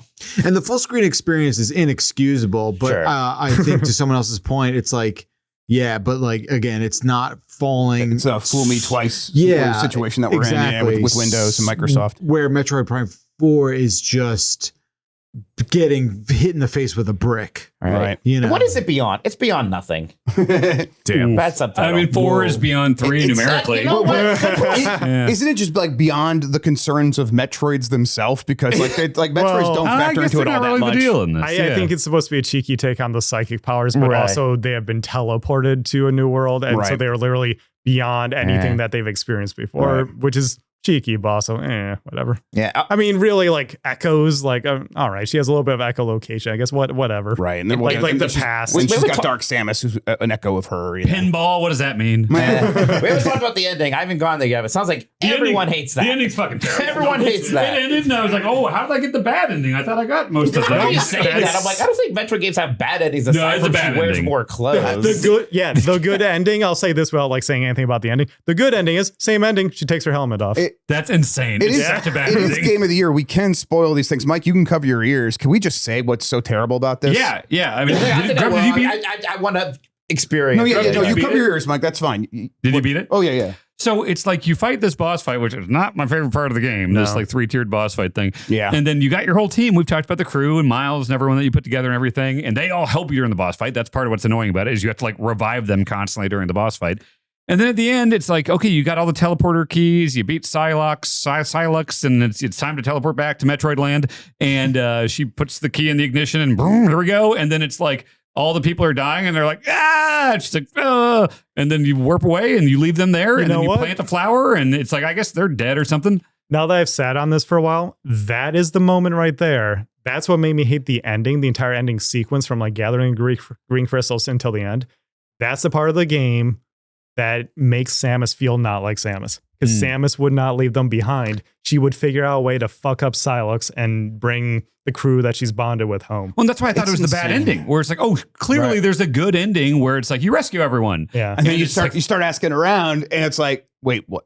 No one else got a different ending? Yeah. So she left the homies hanging? Yeah, Yes. I got 98% items, and it's like they all just like died in whatever I land. won't be surprised if like there's some DLC where they do something, but whatever, it doesn't matter. This is the ending. That's a worse crime if that's what they I know, it's for like real. the bad You're right. ending. That's worse. Yeah. What happens if you 100% it, Sean? I think you told me. So bad ending is the ending. Good ending is she takes off her helmet. 100% is Silux's backstory, which you get flashes of throughout the Right. ending. You get the full cutscene, Right. and it's not insane. like It's not anything. we That's all like thought quarter that's- baked. That's not. Yeah, that's it's not good. It's a bad ending. That's what brought it down from like, oh, I'm really, really liking this game to, this is the moment that isn't very Metroid to me because it feels antithetical to everything that they built up with Samus's character moments in the and game. it's like to no end. There's no Exactly. point to What's- it. Like, what am I supposed to feel in this it moment? felt like they were also trying to say like, oh no, Samus is this cold bounty hunter. You know, she left him behind. She remembers the established that memories, though. but Yeah. like, Yeah. no, I'm saying like I know, they fucked that up. I'm mad at them. Yes, Yeah. So just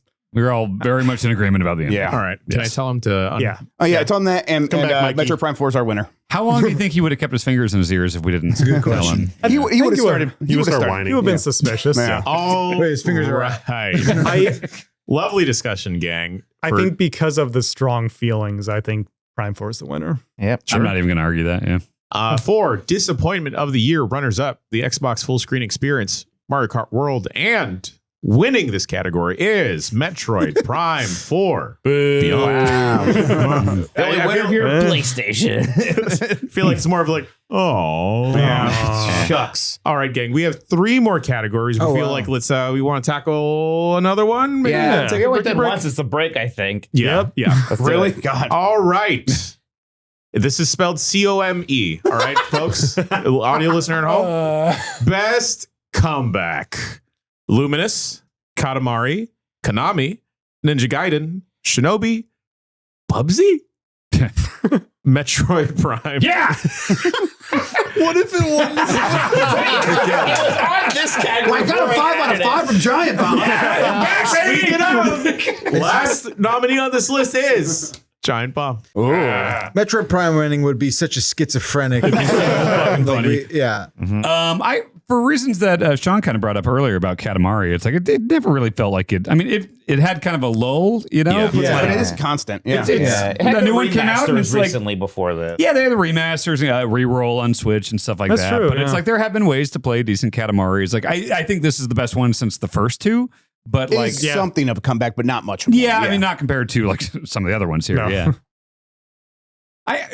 I think a strong one. I wonder if it's bold worthy because like I don't think Can the I say what I think you're going to say? Yeah. Konami? No, well Okay. that's That's an what I was interesting one thinking. too. Ninja Gaiden, none of the 3 Ninja Gaiden games that came out this year, I think, are like 3? going to be on my Yeah, Three. That's remake the of 2. 2 remake, Oh. Ragebound, and 4. I don't think any of those 3 games are going to be like on my top 10, but like they're all pretty solid. And also, we went from like not any Ninja Gaiden happening for a long time to 3 good Ninja Gaiden games this year. Yeah. Like, And Ragebound could make like the bottom half and of my top 10. Ragebound's the best of the 3, I think. Yeah. Yeah, I mean, it's like it's crazy that Ninja Gaiden is so back this Folded. year. I think it's okay to bold it. Yeah, that I agree. All That's right. an impressive year for that. And like conversely, Shinobi, it had been a long time since Shinobi, so maybe it's.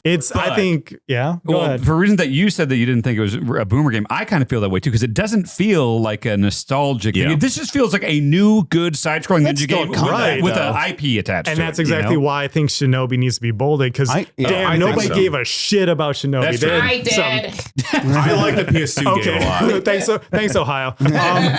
Shinobi had some bad games there. They tried to bring it back, but finally, they gave it to Lizard Cube, and it slaps. They knew the assignment. They figured it out. I think it's exactly that because it's like this is a game series that could have just disappeared and it would have been like no one would have really been making noise. Like we get it, Yeah, Sega. it's- You're not it's- going to go back to Shinobi. It's relevant now. Yeah. I think And I that's a big part of the comeback is like bringing back this IP that didn't really matter outside of like historical context. And you could just give this to anyone, have them play a little bit like I tried to get you guys to, and you did. And you're like, oh, this game's got the juice. Mhm. You can just do that to anyone who plays games and they'll immediately get, oh, this game got the juice. Yeah, and I guess it wouldn't. It's not best throwback, because it doesn't feel Right. like a throwback. You know, No. what I was saying, it feels new. I guess that counts as a comeback because it came back and Yeah, I think so. reinvented itself. Exactly. That's how I Otherwise, feel. it's boomer That's game how we're I'm talking thinking about. Yeah, at that makes least, yeah. sense. Okay. Yeah. Grub. Yeah. Can we strike Bubsy from this list? Because I actually think. Why are you asking me? Because crazy I think the Bubsy. year of Bubsy Yes. is next year. Because Yeah, that game preview, like when we played Yeah. a little bit of that, I was like, does this But what about the does this perfect rule? collection? Yeah. Like I was. And the I'm perfect excited. collection did happen. Well, 4D's next year. Yeah. But 4D is next year. Is perfect collection a conflict of interest? Oh, that's That's right. right. Yeah, good point. Yeah. Now, speaking of conflict of interest, I think Giant Bomb should win this category. Yeah, 100%. I'm credited in the Bubsy games as special thanks. That's Yeah. what he's referencing. You're there. positive about striking it? Positive? Is that what you're doing? No. Oh, I didn't know you were intentionally doing that. You intentionally did that? I didn't want to step on it. Okay. No. Yeah. Yeah, don't step on his paws. Come on. Hey. With Konami, Kongvert? Yeah, I was just trying to remember what that was. I've been sitting here for 10 I was seconds. like, what was the fucking thing? I've been sitting here for goddamn 10 seconds. You said positive? So I said Konami this positive. year had Silent Hill F Silent Hill- and Metal Gear Solid Delta. right, yeah. and then last year, That was Silent Hill The 2 remake. remake. which we yeah. can't, which I guess is part of the momentum. Also, Yeah. very much forgotten here, though. Deliver at All Costs was fun. I like Yeah, Deliver I at All like Costs. that That is a game. new Yeah. original Oh, that game. game's awesome. Konami published. Yeah, that game's That's awesome. wild. I Yeah. love that game. Konami's back. I know. Yeah, and again, I know this is again like starting like we did have Silent Hill 2 last year, but it feels like the momentum is keeping up right now, and this was even a bigger year than that. I mean, you know, Metal Gear Solid's back on the menu in a meaningful way outside of just collections. So, yeah, I mean, Konami, they're back. I'd be comfortable bolding it for now, so it sticks around. Yeah, I mean, it's just like they were so out in terms of making the kinds of games I was interested in. Right. So out. And they were making a lot of money. That's the thing that made it, because like they were making a lot of money making their Yu-Gi-Ohs and some other stuff. Right. And it was like, people would point to be like, they're pretty profitable. And it's like, since doing this, they've started making real games again. That's how I feel about it, whatever. And then they start making real games again. And it's also working from a business side where it's like they're making more profit than they've ever made before. It's like they've just figured everything out that gives me this confidence that it's not like, oh, they had a comeback year. No, they're back. Yeah, it's awesome. I feel like this is my tinfoil hat on, but I feel like they've pivoted back to games because they fucked up Yu-Gi-Oh! In such a terrible way. The actual card game. Jan, Yu-Gi-Oh's been dog shit for the past 15 years. Come on, we both know. Key. That was Duel. That was I it wasn't the tried best something. one. Is that Yu-Gi-Oh? I'm gonna put him back. I'm gonna put Chuck on Disappointment.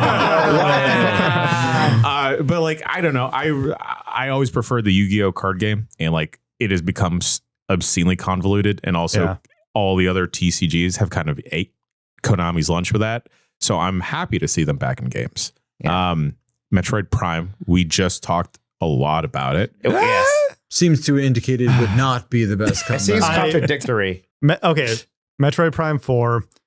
Metroid is fine. I can't believe I'm saying this. Metroid Prime 4 may have just killed Metroid Prime. Whoa. I don't think we're gonna get another one of Prime. We got to find out what happens to that crew. Well, They fucking die. They'll go back to pinball the way it should be. Good point. I would kill for a Prime pinball too. Yeah, That would yeah. rule. I'm probably the Luminous guy. Is that what happens? On They all staff. die? Yeah. Oh yeah. Oh shit.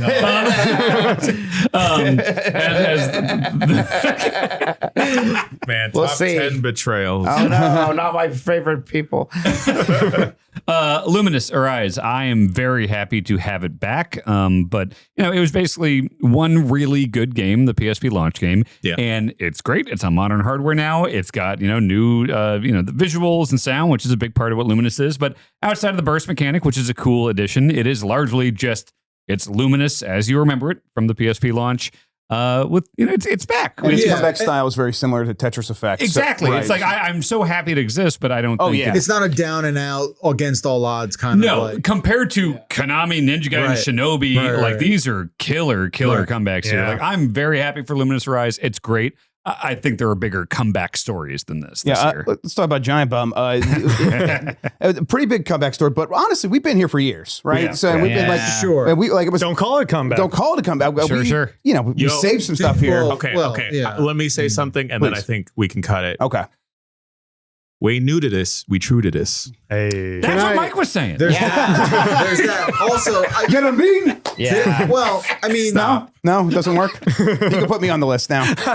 there was a moment there. Elaborate, please. There was a moment there where Are we allowed to elaborate? Matt, you can put my career on there, back maybe. there to this. Yeah, I can speak to this, right? Yeah. Like there was a moment there where it did not seem good. No.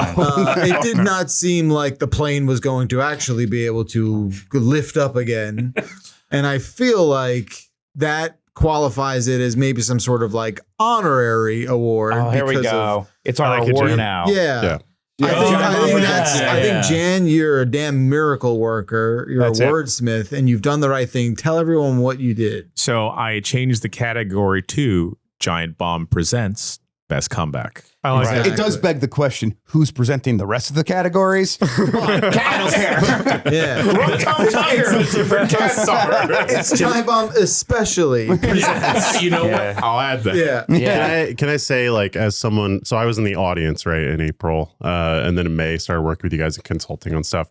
In April, just the absolute pit in my stomach that I had when Oh, you had the pick. Okay, cool. You know, like this was my selfishly, this was my content main squeeze. I enjoyed the shows and I was having a great time. And then it was just kind of felt like everything was crumbling, falling apart. So like, way to fucking go. This fucking rules. Yay. Yeah, I'm proud of us. Hooray for us. Yes. I remember being in the lobby of I forget which hotel, but the main PAX East one, and then so many people seeing me sitting there alone, wanting to console me, and it's very thankful for that. Of course, it's thankful for all the support, but just sitting on the egg that like, no, just wait a couple hours, just wait a couple hours, just hang out. And the reaction in the room when we announced it was one of the most 10. moving things I've ever been a part of. Yeah. Very magical moment. Yep. Not as magical as being at Disney World. Yeah. No, of course That's not. a weird trip.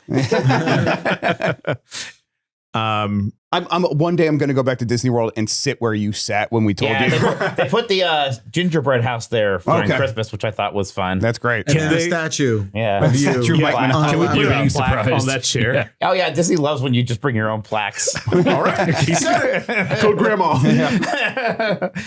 So our top 3, since we eliminated ourselves graciously. Ooh. Should we make it giantbomb.com presents the website? Oh. Come back? Yeah, there you go. The website is back. And that delineates, the rest I is like Giant it. Bomb presents. This is giantbomb.com I love to spell out presents. dot and dot. Yeah. Perfect. Yeah, we don't want spam. Yeah, of course. So our 3 that we have bolded are Konami, Ninja Gaiden, and Shinobi. Yeah, it's shout outs to the Ninja games, but there is something about Konami which As like a I company. thought was I think we all thought that was just done. Dead. Oh, yeah. Like right. Yeah. Oh, just the health clubs and stuff. I remember like an E3 in like the late 2010s where they used to have a huge booth in like South or West Hall. And then it was like upstairs, down the hall, down a side tributary hall. And there was one tiny little like Konami thing next to a door. And we're like, oh, they're fucking toast. And that was almost 10 years ago. And God damn it, they're back. I remember one of my first and I guess only E3 appointments was, oh yeah, you're going to go check out a Konami game. Oh, sick. Cool. And it was a shitty Olympics game for the Switch. Yeah. That barely worked with any of the motion controls. Yeah. And then I thought at that moment, like, man, we're done. We're at the point now where like Mike, I feel like I say this to you a lot of like Sega's so bad, Capcom's so bad because we're big fans of those companies and their games. And Konami, I don't think it's crazy to say that they are with those guys now. Like Konami is so back. Like special thanks to Capcom for showing them the way. Exactly. They were up until I feel like even, less than a year ago, the joke of the internet. Like even if you do have stuff like Silent Hill 2 remake, it was still like, but they're not going to do that again. And now we're like, when Konami announces something, man, we get excited now. And they were like, and it's like the comeback is especially important because they were once like the pinnacle. Like they were so important to the Nintendo and Super Nintendo. Oh my God. And PS, like so many games, so many and like their music was some of the best you can get on like the NES and stuff like that. They were crucial, and to have them go away, it's like, man, that's a bad sign for video games. Yeah, it's the fact that we're thinking about them in that way, even if they haven't had like a super huge output to like point at this. The fact that it has been quality, and now we are like, they're so back the way they used to be. In a way that it's kind of realistic to like now get excited about the possibility of like, hey, are you going to do Contra and Castlevania again? Yeah, Like, that'd be great. I think they did do a Contra game recently. That was really bad. It wasn't that was outsourced. They haven't figured Contra out yet. I feel like that was, I mean, I covered that at GBE, so that was pre-pandemic. So it has been a little bit. I think there was another new one. I think past Rogue Core or whatever. Yeah, but, I think so. I think we're all waiting to see what they do with Castlevania for sure. Yes, definitely. So I'm Konami. going to say, sounds like Konami's the winner here. You're right, Jan. All right. I'm just putting a star. Giantbomb.com especially presents Best Comeback. Runners up being Shinobi, Ninja Gaiden, and the ultimate winner, Konami. Congratulations, Konami. It's the first time a nominee has become part of the category name. We're constantly making history here. This is what happens, Hey, we can't say though. I think after this, the year of the ninja. You're Big year for ninjas. All right, ninjas, you got 15 days left. Live it up. You can't call other people ninjas. Back Listen up, ninjas. Especially that from Dan. Will's saying he's out. I don't even get it. What do you? What do you mean? I'll show you a reel that we made of Mike. That's all right. We're talking to English. Sneaky. We have 2 more categories. I think we can get through the next one, and then we should take a break. Can I get coffee? No. Okay. Next category is best roguelike. Oh, yeah. Okay. We have Hades 2, Absalom, Blueprints, Ball Pit, White Knuckle, Nubby's Number Factory, Mega Bonk, Monster Train 2, Dog Witch, Starvaders. Put Sectory on there. Add Sectory and then remove Sectory. Sectory is a pretty light rogue. It really is. Like delete it or just strike through? Just strike through. It doesn't get to the rogue elements fast enough. It does. The thing is, you don't notice them because they're so inconsequential. Yeah, even when you get all of them, it's like, okay, you like hit randomize on it. It's like, that's how inconsequential they are. Exactly. Randomize, let's see what happens. And like, I got a deck of cards I like now, but there's 16 cards. You have to have 8 attached. You unlock the other 8. It's really, I think it's just an onboarding thing, and they're using this sort of very light structure of roguelite to get you onboarded in a kind of painless way. In the most technical sense, I guess it's a roguelite, but it's definitely not the best roguelite. Yeah. I feel like you've said that roguelikes and especially roguelites are sort of like or I guess roguelikes would be the one that is more so like the follow-up to the arcade experience and like figuring out how to have that at home without feeling cheap or anything like that.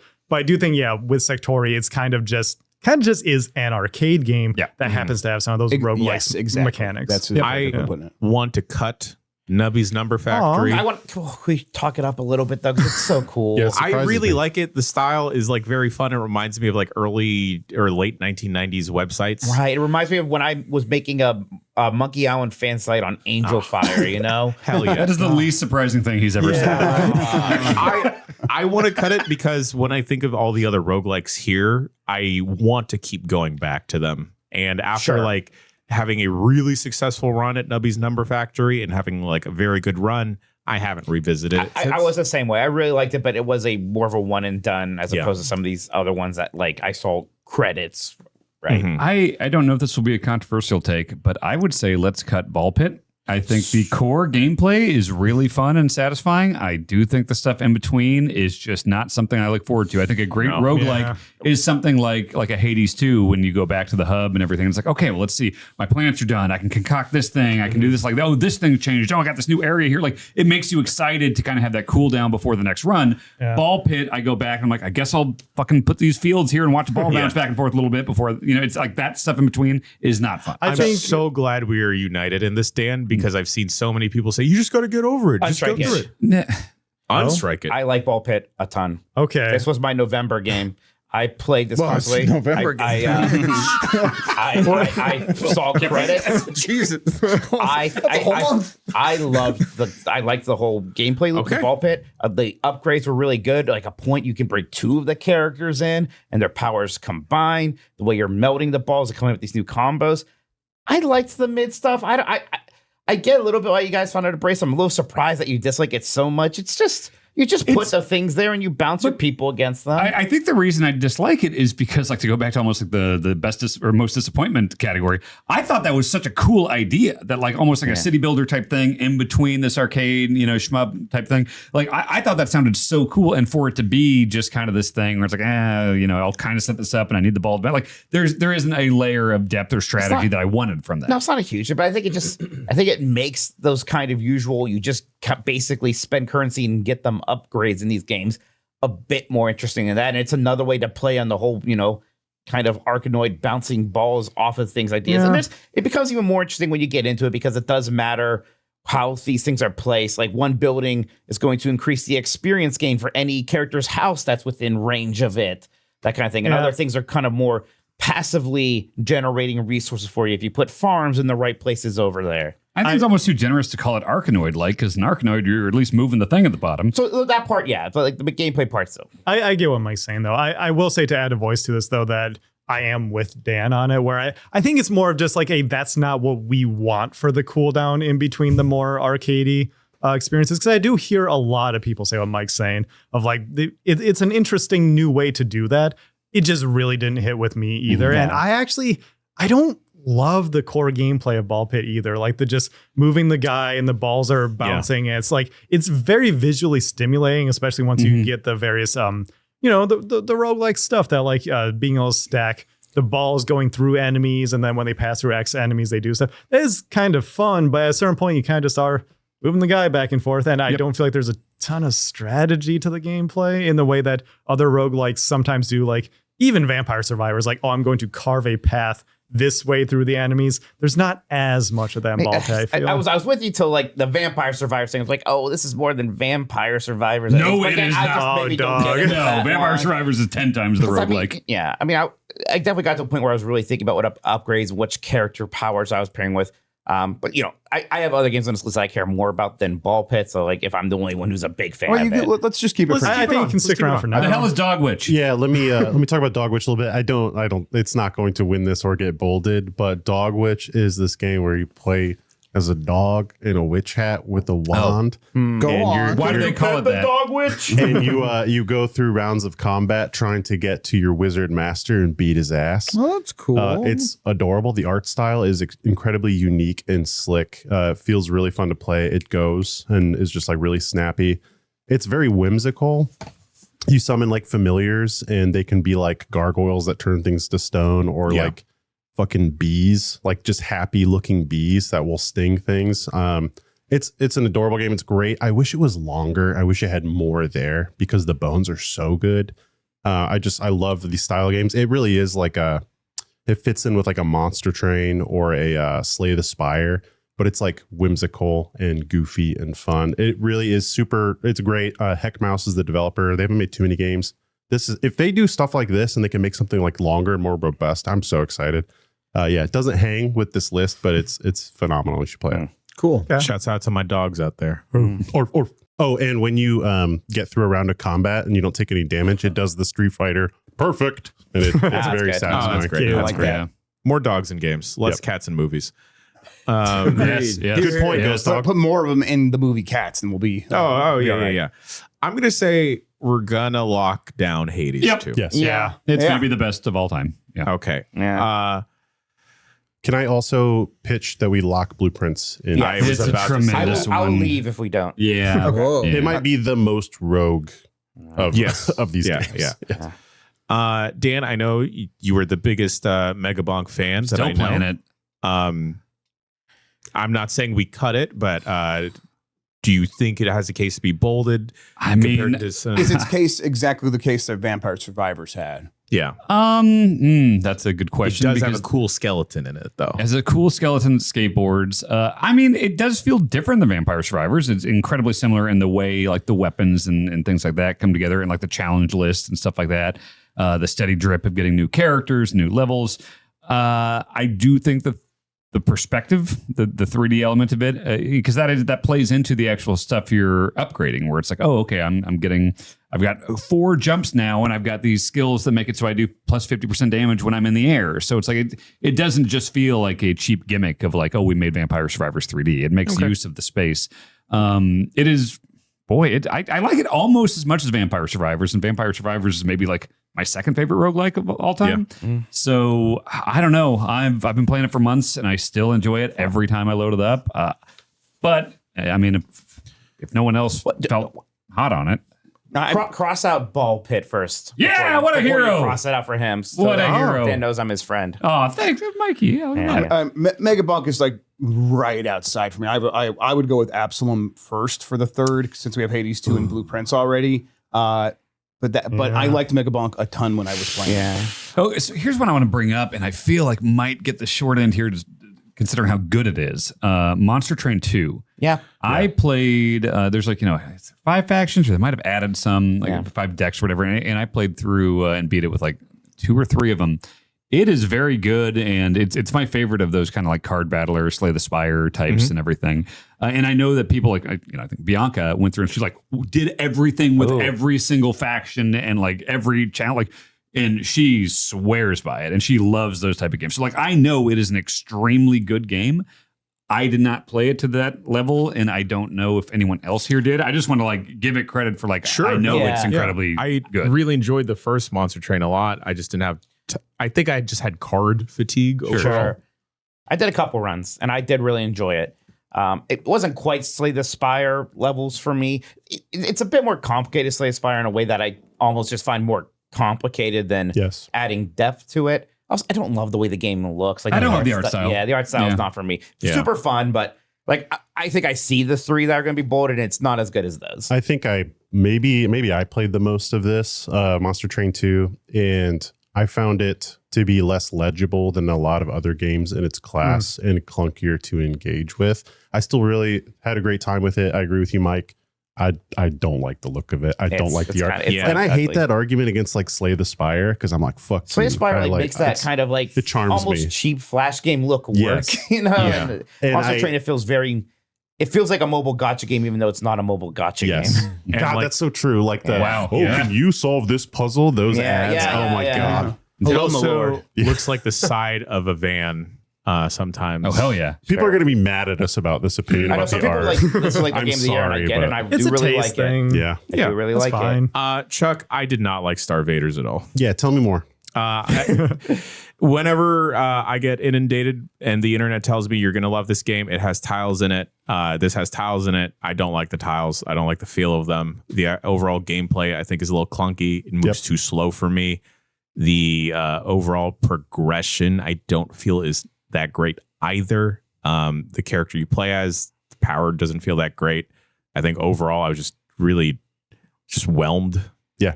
I think this is another one with legibility issues where I want to pick up a game and get it. I want it to get its hooks in me so I can just like start rolling and not have to stop and go, wait, okay, what does this actually mean again? And this game is one of those where I had a harder time with it for that reason. Yeah, like they definitely tried to build off of like the chip synergy that happens in like the Battle Network games, but they don't pull it off well. Yeah. And I was promised something similar to Mega Man Battle Network, and this was not it.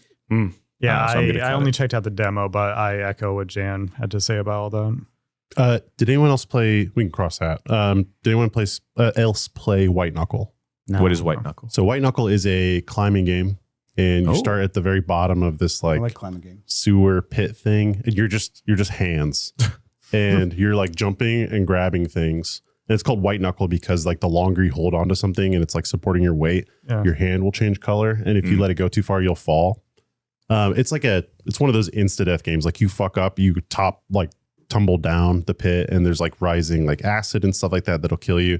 But it really, really interesting, really cool. You pick up like rebar, and you're like hucking that across the map, and then that turns into stuff that you can like Tomb Raider, vault off of. And I've seen people play it. It's kind of a cool art style. It's super like slick looking, unique. I don't think it hangs with the rest of these games. I think people should check it out. It's frustrating. Like it's almost like it's got some Bennett Foddyisms. It looks too scary. Oh, Chuck. really? It's not scary. Oh, look who perked up. I like climbing games. I like Bennett Foddy. Yeah, really cool game. I don't think it hangs with the list. Okay. We could probably get rid of Numby now because we haven't talked about Absalom yet, but boy, It's good. it's real good. Shouts out to Nubby's Number Factory though. Very small team, and just It's fun. I think everyone should check it out if you haven't. if you've ever It's been Peggle. a fan of Peggle, Yeah. exactly. Yeah. I get excited every time I think about how like Grub, you and I are still working on Absalom, the test runs. Right. Just kind of getting set up for our run. Yeah. I'm gonna dial excited in that about Tech Eddie moment now. Yeah, I'm excited to get back and play more of it. Like every run I do, I enjoy it, and like I do feel like we're at the point now where it's like any one of these, we could just get the right mix of upgrades and stuff like that. Which I love that with like in Dead Cells is one of those where it's like, ooh, I got the perfect kind of close range thing, got the perfect long range thing here. All these upgrades are kind of clicking together, and with the 2-player element, it's like, oh, if we both have these synergies, where I'm doing this thing that's getting all this mana, and we're both getting all of our supers all the time.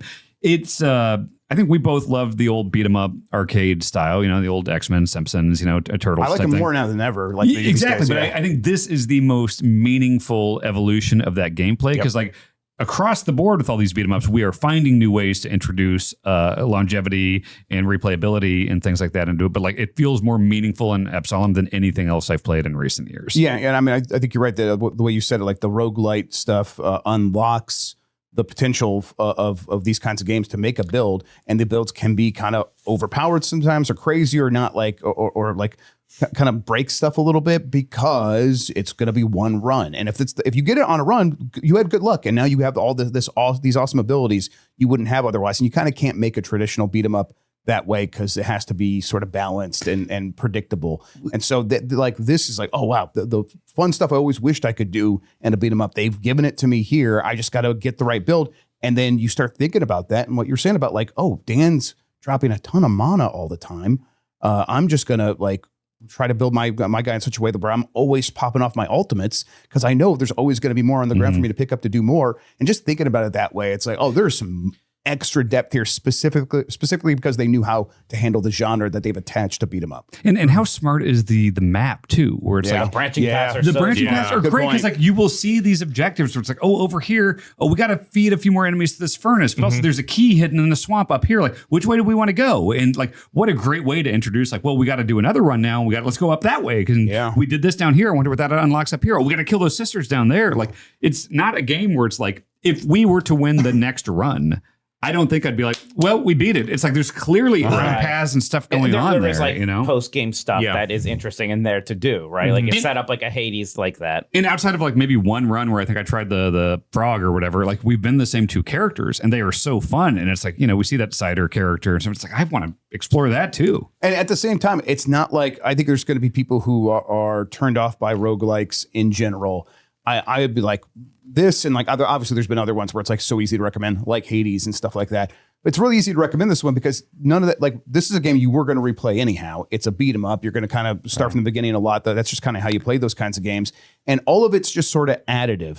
It doesn't like make you feel like, oh, I got to grind to unlock this stuff. It's like, no, you're going to top out. You're going to max level this character pretty quickly. You're not going to have to like play it over and over again just to get this stuff. You're going to play it 4 or 5 times and you're going to have most of the tools for the character you selected. And that's the thing that like in this genre, I think Chuck, when describing Monster Train, mentioned like legibility as far as like, there's a lot of things. Okay, so what is persistent? What is not, like, you know, it can be murky with a lot of games in this genre. With this one, it's so obvious. And it's like, oh, this is the currency I come back. Okay, I can upgrade that. Now I can, 10% more health or whatever. I unlock this super attack.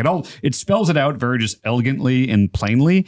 And every time you load it up, it's just a fun beat 'em up. And then you go back, spend a little bit of money, you're a little bit stronger. Oh, this new person's in the hub world. It's all very legible. There's not a lot of like, wait, did we lose that? Do we not? Like, I really think it's one of the best roguelites I've ever played. And then there's Blueprints. Oh God, I still keep thinking about Blueprints. Generational talent over here. Have you ever seen the whiplash, like the audience turn on something so quickly? Yeah, after? and I get people like Sean who like, this is just not my thing. Yeah. I get that. I'm surprised by the people who are like, I find this game frustrating, even though it should be my thing, because I think the bad luck plays into it too much. I just never had that experience. Is that the argument? That's the argument a lot of people is that, well, sometimes the luck just kills your run.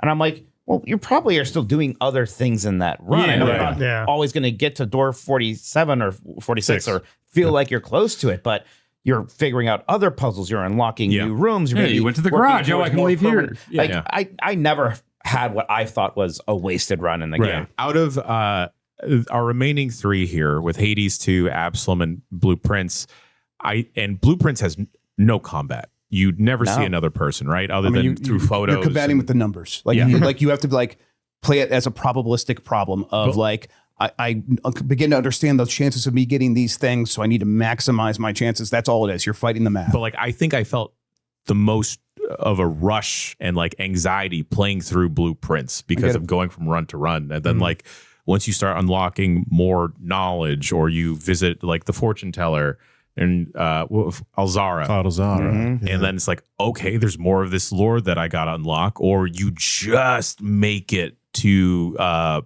whatever the objective of your run is. Like, it just felt so exhilarating. And then like sometimes when you find something out on accident, like when the mine shaft, and then I noticed like the door was blocked off, and then like, okay, I'll make a room on the other side of this. Let's see what happens. Like, and it's just like nothing but like just like discovery after discovery. Even after you technically beat the game, there's still an obscene amount of things to discover. And like, I didn't do a ton of the post game stuff necessarily, but like I don't feel bad about that. Like, I think just beating game credits, is a perfectly good off ramp.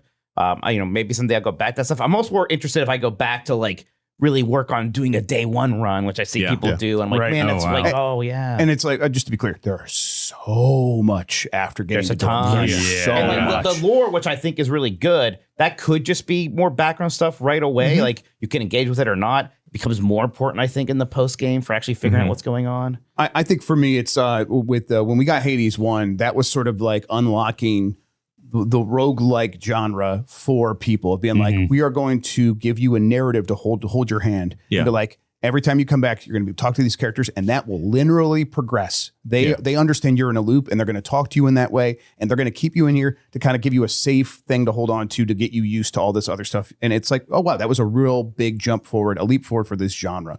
This sort of like takes roguelikes and applies it to Myst and all these other kind of puzzle games and reinvigorates it in a similar way, where it's like this just like takes an idea and enables you to think about it in a different way and kind of complicates it while also giving you a chance to really dive deep and simplifies it in so many ways, because now you're going through it a bunch of times, you come up with ideas and try them out. It's just incredibly well done. And it's just insane. Like, there's so much of this, but roguelike. The fact that they were able to do Myst, but roguelike, and it worked incredibly well. Like high degree of They difficulty. made a game for us, Mike. We did. I know, it's baffling how well it works. Gosh.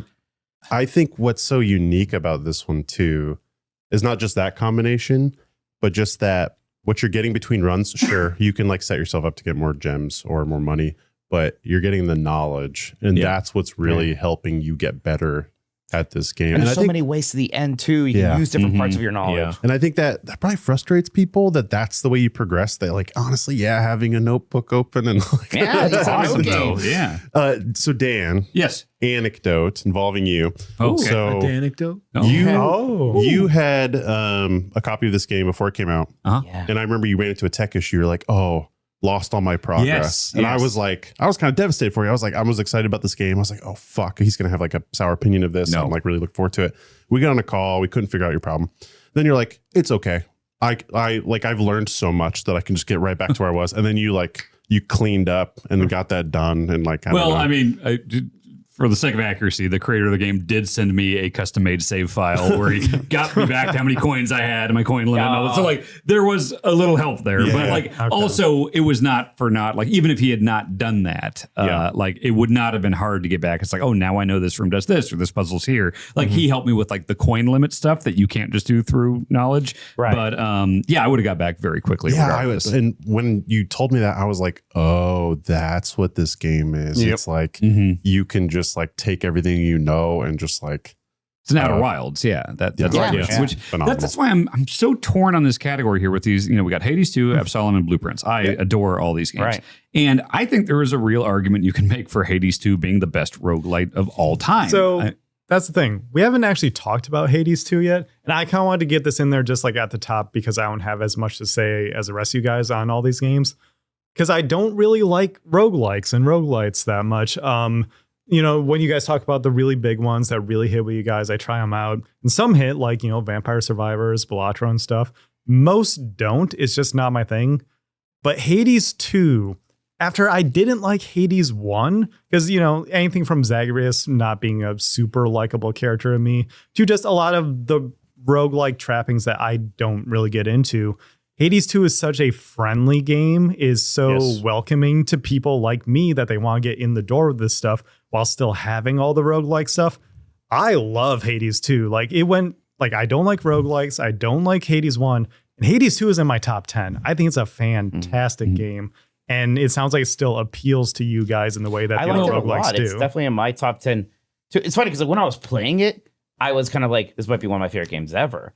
For some reason, once I was done with it, I'm not thinking about it quite as much. I think one of the reasons for that is it is so friendly, which I think is a 99% a positive, but it doesn't, there's not a lot of friction tension. It's less of the sicko shit which is what you guys kind of get into. Maybe something like that. Yeah, okay. It's just so easy to play that it goes down like a very easy meal, but it's not going to be hard to digest. And that's part of why I was saying that I was torn on it is like, I think you can make the argument that it is the best roguelite of all time, but also it's in the way that like okay, I think like Tears of the Kingdom is in many ways a better game than Breath of the Wild, but it's impossible to kind of replicate that first feeling. So like something like Blueprints this year sticks with me more because it's like, I've never played anything like this. This really just blew me away this year. Yeah. And Hades 2, it's like, it's mostly what I expected. It's just, it's a better version of Hades 1, which It's I a love really too, good cheeseburger. Yeah, I think a lot of us did play a lot of Hades 1, and maybe there's a bit of, I have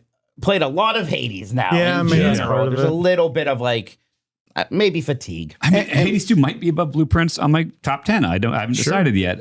But like, I think Blueprints was a bigger and more important roguelike experience We didn't know this you year. could do that. We didn't know you Exactly. could do. We did Yeah. not know this game was possible. I'm a big board game guy. I think you guys know that, but there's this board game called Betrayal at House on the Hill. Right. And it's a cooperative game. You and your buddies are exploring like a haunted house, right? But the way the game plays is you don't set up the board ahead of time. You have tiles and you're laying the tiles out and then going into the room. Something happens. Then you're doing the same. And you could choose which direction, which room you go into. And I was like, holy fuck, they did this in a video game and it's missed and it's roguelike and it rules so hard. I think what they've done here, the elements that they've pulled in Blueprints, so stellar. I love Hades 2. I think it probably will be higher than Blueprints on my personal top 10 list this year. But I think that's more like the combat and that gameplay elevating Hades 2 and not necessarily the roguelike elements the way that Blueprints is. It's just so much about Blueprints just really speaks Blueprints to me. can be the better roguelike, even if you like more things in general about Hades 2. Yeah, I mean, I'll keep playing Hades 2 and doing more runs in it. I probably won't do more Blueprints just because the nature of the game is like, well, I have the knowledge. I got to where I want to be, like I don't necessarily want to go further in the end game. But Blueprints is, I think, a more notable game this year. In this genre. Yeah. Not to, I feel like it's between these two now, but I do want to just absolve them again for the reasons me and Grub said. Great it is game. These are all tremendous. I think all three of these are in my top 10. games. Hey, They're everyone, you amazing. should play all three of these. All three will be in my top It was a 10. great year for roguelites. Also, it just became apparent to me after doing Monday Morning's Mist with Mitch how much Mist has inspired other games. Yes. Right, yeah. I was I like, learned that too. one of my big goals with doing that. It's like, I don't think many people know that Myst was an important game anymore. All right, I'm going to put a star next to Blueprints. Yeah. Let's do it. Here's your crown, little guy. Best roguelike, runners up, Hades 2, Absalom, runners up with Blueprints as the winner. Gang, we're going to go We're like Blue King. Gang, we're going to go take a quick bricky break. Oh, it's because he's wearing a blue hoodie. Oh, We're the Blueprints. Because the next category and the final category for day 3 of Giant Bomb's Game of the Year is Best Moment or Sequence. It might include spoilers. It will include spoilers. So if you want to stop listening now, just keep listening. Just run it. All those Metroid people are going to be fine, Mike. Oh, good. I was really worried about them. We'll see you after this. Holy smokes, gang. We are at the final category for day 3 of Giant Bomb's Game of the Year 2025. Shouts out once again to our dear friends over at Main Gear for letting us use the space. We promise we're keeping it clean. We promise. I swear to God. If there's any candy wrappers or bagel seeds anywhere, it wasn't us. It was not. Gang, final category of the day is Best Moment or Sequence. And everyone at home, this is just going to be filled with spoilers. If you were sensitive to that, get out. We'll see you later. All right? Get out. But keep on listening to the podcast. Just put on mute or something. If you're watching the video, play it on 2 more computers. Repeat it. Please.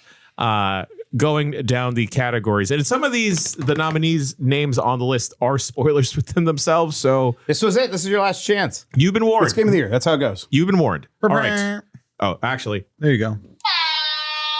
Get out. Now you're warned. First nominee is Keep Up from Dispatch, entering Volt Forge, getting the double jump in Hollow Knight Silk Song, King K. Rool, Donkey Kong Bonanza, Die Hard Man Dance, Death Stranding 2, Pizza Chef, Death Stranding 2, Gustav's Death, Claire Obscure Expedition 33, Reaching the Peak, Hades 2, Conflagration, Death Stranding 2, Room 46, Blueprints, Ed Boon comes up with a spear, Mortal Kombat Legacy. Oh, it's a Sonic Unleashed like Silent Hill F. What? Wait, what? Yep. I know exactly what that means. Anyways, there we go. Rescuing that truck with friends in Roadcraft and then driving all the trucks into water, Roadcraft. Defeating the Manbreaker, Baby Steps. Mommy, baby steps. Jeff Grubb murdering Dan Reichert with a confetti cannon. Spaghettifying that guy in Mind's Eye. Not getting hit in a boss fight from Sectori. Getting married and living life in and Roger. Approaching Rainbow Road in Mario Kart World. Mike and Dan monkey fart into Grubb's monkey face at the end of the world. That's from a game, not just in real life. Keep digging. Kayla scaring off a group of killers and arc raiders. Underbed meeting with Nikki, Grubb, and Sean and Repo. Dollman Dance, Death Stranding 2. Okay. This is a fat category, Yeah, gang. it's fat. Maybe. Could I ask you right now to pick your favorite Death Stranding moments? Yeah, first of all, let's kill Pizza Chef because I think you guys just assassinated me with bringing up that if it was in Deadpool or something, I'd hate it. 'Cause I thought about it. I was like, oh my God. I'd be like, this is lol so random. Like, I reached him. I can't believe this. Yeah. Moment of the year. You weak spot. Just Damn like, word. he's so right. Yeah. Oh my God. Yeah. Wow. Take it off. Yeah. I love it, but you're right. Death Stranding. I don't think any of these are going to make it, right? Like, I'm the Death Stranding guy. Maybe Dollman Dance. I know people like that. I really like Death Stranding too. I love some of these sequences. Ooh, So then let me. Okay, if I'm, Do you have the fireworks going off? that's the one. Conflagration. Conflagration is that. So I want to That's take off Die conflagration. Hardman Dance. I like that just because it's just. I don't even want to explain it. It's. I know people don't like it. It's not going to hang. Conflagration is the one that I described when I was at the preview event. Where That's like most style. Like there's so much. it's the coolest looking thing I think I've ever seen in a video game. it's stunning. Like to look at. Yeah, when I was walking to the bathroom at the preview event when I wasn't there yet, and I would just catch out of the corner of my eye, I'd be like, "What is happening on those screens?" I had never seen anything like that. For those that don't know, it's like one of the Neil segments. Where it's like it's basically the equivalent of the Mads Mikkelsen segments from the first game, where it's like all kind of this alternate weird spirit dimension. And it's like a Dia de los Muertos celebration in the streets, but there's all these spirits and husks of people kind of walking aimlessly.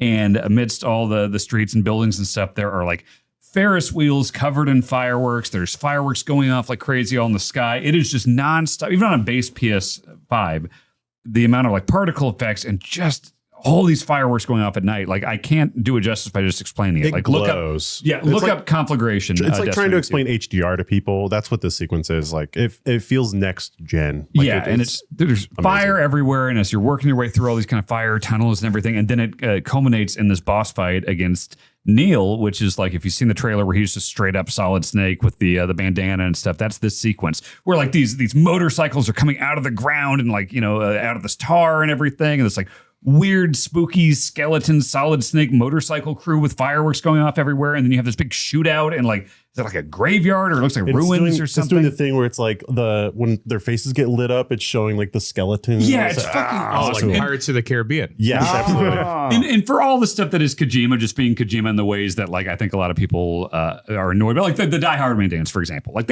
look, I like his wackiness and stuff. I can see how people would see like, okay, this is stupid, and he's just doing this. This is lol so random. I think this Conflagration episode is him maybe at his like most powerful. When you like, showed it to me in the quick look, it is the thing where I was like, "Oh, Kojima still got it." this one. He's like, the style is just like dripping off of this, and even on like a technical level, it's amazing. Like, yeah. And then this sequence is followed by Metal Gear Solid, essentially, because it turns into a classic Metal Gear Solid sniper fight. And I'm like, oh yeah, here's a video game now. I was really enjoying that. Yeah. Oh, I was going up and getting in his face with assault rifles and stuff. I didn't. No, dog. Wow. You're supposed to like be running around. You're supposed to run around on the roofs and like snipe him and then relocate. Serious? I didn't even find a sniper rifle. I felt so fucking cool doing that. Yeah. Oh my God, I killed him twice, and both times it was like we were getting up in his face. I think even some like CQC type stuff and assault rifles. I mean, you can and fight the end that way too, Yeah. So we know, Dan, you play all these games like that. But I honestly didn't know that was supposed to be a sniper section. Like, did other people play it that way? Apparently. Dan, if I was you, my favorite moment from the game would have been when they all sang happy birthday to me. That's pretty good. Weird. That did surprise me too. Because I played on my actual birthday and didn't know that was in the game. And it's like, oh, that's really cool. I think we should cut Jeff Grubb murdering Dan Reichert with a confetti cannon. Scared me. Yeah. For liability reasons. Not a good moment. We do not encourage violence in the workplace. Despite not having an HR department, we know that's bad. I'll say, since I didn't get permanently injured, I'm glad it happened. It was very funny in post. Yeah. It was worth it. I wouldn't change a thing. I would. There was a solid 5 seconds where I thought I was like disfigured. Yeah, I thought you never know anymore. You would have put a damper on the whole weekend. Yeah. it was one of those things where like I thought I witnessed something horrific. And Faces of Death. Yeah. We traumatized poor John Carson and Jesse Vitelli. Yeah. Sitting on the couch, so much front row so that seat. Jesse didn't even miss a sip. Yeah, he just took a big old swing. Oh my god, He that's needed funny. to cope with his emotions. Like, wow, Giant Bomb is back. Yeah. And then Mike was Was hitting back. his vape the whole Oh yeah, time. apparently, right? Yeah. Yeah, It's everyone, not my kazoo, my vape. those two just not even stand up. Everything about that. And the fact that you were kazooing the Spake Zarathustra. Right. Everything about that stupid. Oh my It god. was still daylight. It's pretty good. It was crazy Yeah. how Yeah. early that happened. I can't even. You're right. It was the first thing. Uncross it off. It's on the. Or something. You got a lot of things on We it. should that also shit. cut spaghettifying the guy in Mind's Eye Yeah. because that's Yeah. the only interesting We thing in can't that. give that game an award. Yeah, that's right. It was like really fun to like. We did it like 20 times, and we just kept Yeah. doing it, and It was we got some funny. really good ones in there. It was a fun moment, but let's cross that off. I would cross off Silk Song Double Jump. It is a tremendous feeling, but like we felt that for But decades. it's a bit different here because Yeah. we talked last year about Prince of Persia, how like, oh, you got that double jump really late, and that felt awesome. Here it's even a little bit later, but the build up to it is you're going up this mountain, and it's the most difficult platforming challenge probably in the whole game, at least to that point. So it's really making you earn that double jump. You have to prove to the game that you're good with the dashes and the pogoing and that silk spear thing and all this effort to get up there. And you're kind of wondering the whole time, boy, better be something good up here. Like, because it's not like, I don't even know if it's critical path. It's not like one of It's the not. keys or something you need up You there. do not need double jump. Right. Then you get up there and like, when you realize like, there is a double jump in this game. Because at that point, you're just like, maybe there isn't. Then you get it. God, it felt really cool to me. Yeah, I think for me it is the lead up to it, like just how challenging that was, and the whole game's got incredible presence and style and presentation, but it's really good in that moment. It was up there for me. I don't know if it's going to be. There's so much on this list; it'll be hard, but Yeah. I'm with Mike on this. I want to keep it a little bit longer. Sure. If for no other reason, we haven't had a ton of Silk Song representation in the category. So Can we cut, Reaching the Peak in Hades 2? I mean, I think every time we bring up Hades 2, it's the same thing where it's like, this is a tremendous game, but it's all just very like, yep, okay, we've been here before. But Hades 1, Zagreus can never actually hang on the surface, right? Sorry, spoilers for Hades 1. He can go speak to his, mother and everything. And then in Hades 2, you kind of feel like, oh, we're not actually going to get, nope, you actually get to go out into like the peak of Olympus and hang with the gods. I wish they had more of them there, like when you went every time.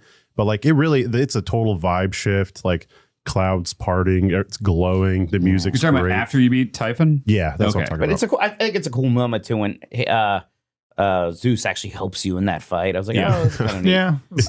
I think I like the Typhoon fight more than I like the Kronos fight even. Yeah. Yeah, I would agree with that. Yeah, I do too. But maybe it doesn't quite hang. I'm better at the patterns in the Typhon fight than I am in the Yeah, Chronos fight. Oh, I'm the opposite. I'm Right. so garbage at the Typhon fight. Super Kronos fight is definitely harder though. Yeah. And also, I feel like we did kind of give Hades 2 his flowers last year when Nikki and I wouldn't shut up about going up. Yeah, going up. Yeah, So that's yeah, true. right. That is I true. get it. You can I cross told it you off. last year, wait for the 1.0. Yep. Fine, Mikey. Jeff, do you want to pick like maybe your more favorite of the baby steps things here?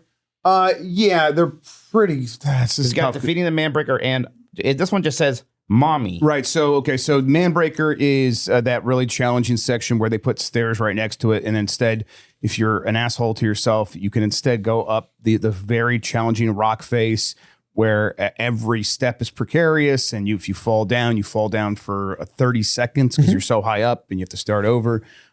Defeating that was, it's one of those things I'll never ever forget. It was so incredible. It's such an incredible feeling. Right after that, after you like go through this and you don't even like necessarily wrestle with your feelings about like why you did that instead of going up the stairs or whatever, or maybe you've internalized that. There's no time to think about that. You get to this campfire, which is one of like the main like points of like here's the act is ending, the next act is beginning.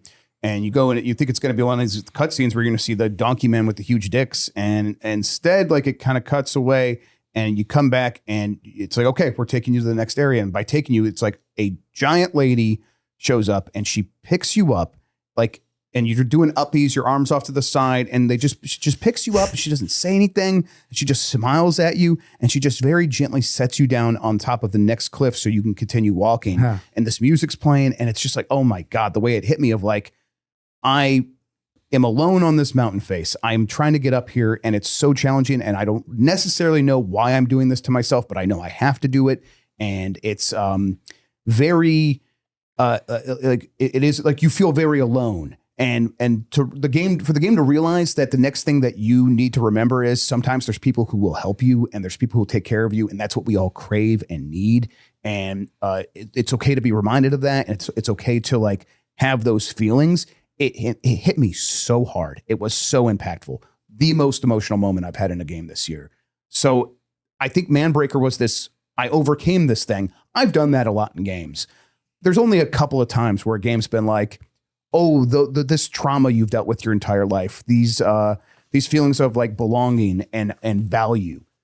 There's only a couple of times that they've ever really come to me and games come to me and been like, we know that you feel that too, and we are going to explain it without words, without really. It's the very brief cutscene. We're just going to show you that emotion in a raw way, and it's going to hit because of what we just put you through. So between those two, it's going to be mommy. It's crazy how much this game wound up having to say. It's got so much. It's crazy. Yes, and insane. It's like to me, it's like that puts it above because it's doing it without putting it in your face, without having to have a bunch of writing. All of the cutscenes are just improv comedy scenes. All of the emotion comes from the interplay between the gameplay and a couple of key moments. Watching you beat Manbreaker was really great. And then when you go to the cabin door and talk to the guy and what's the main character's name again? Nate. That's right.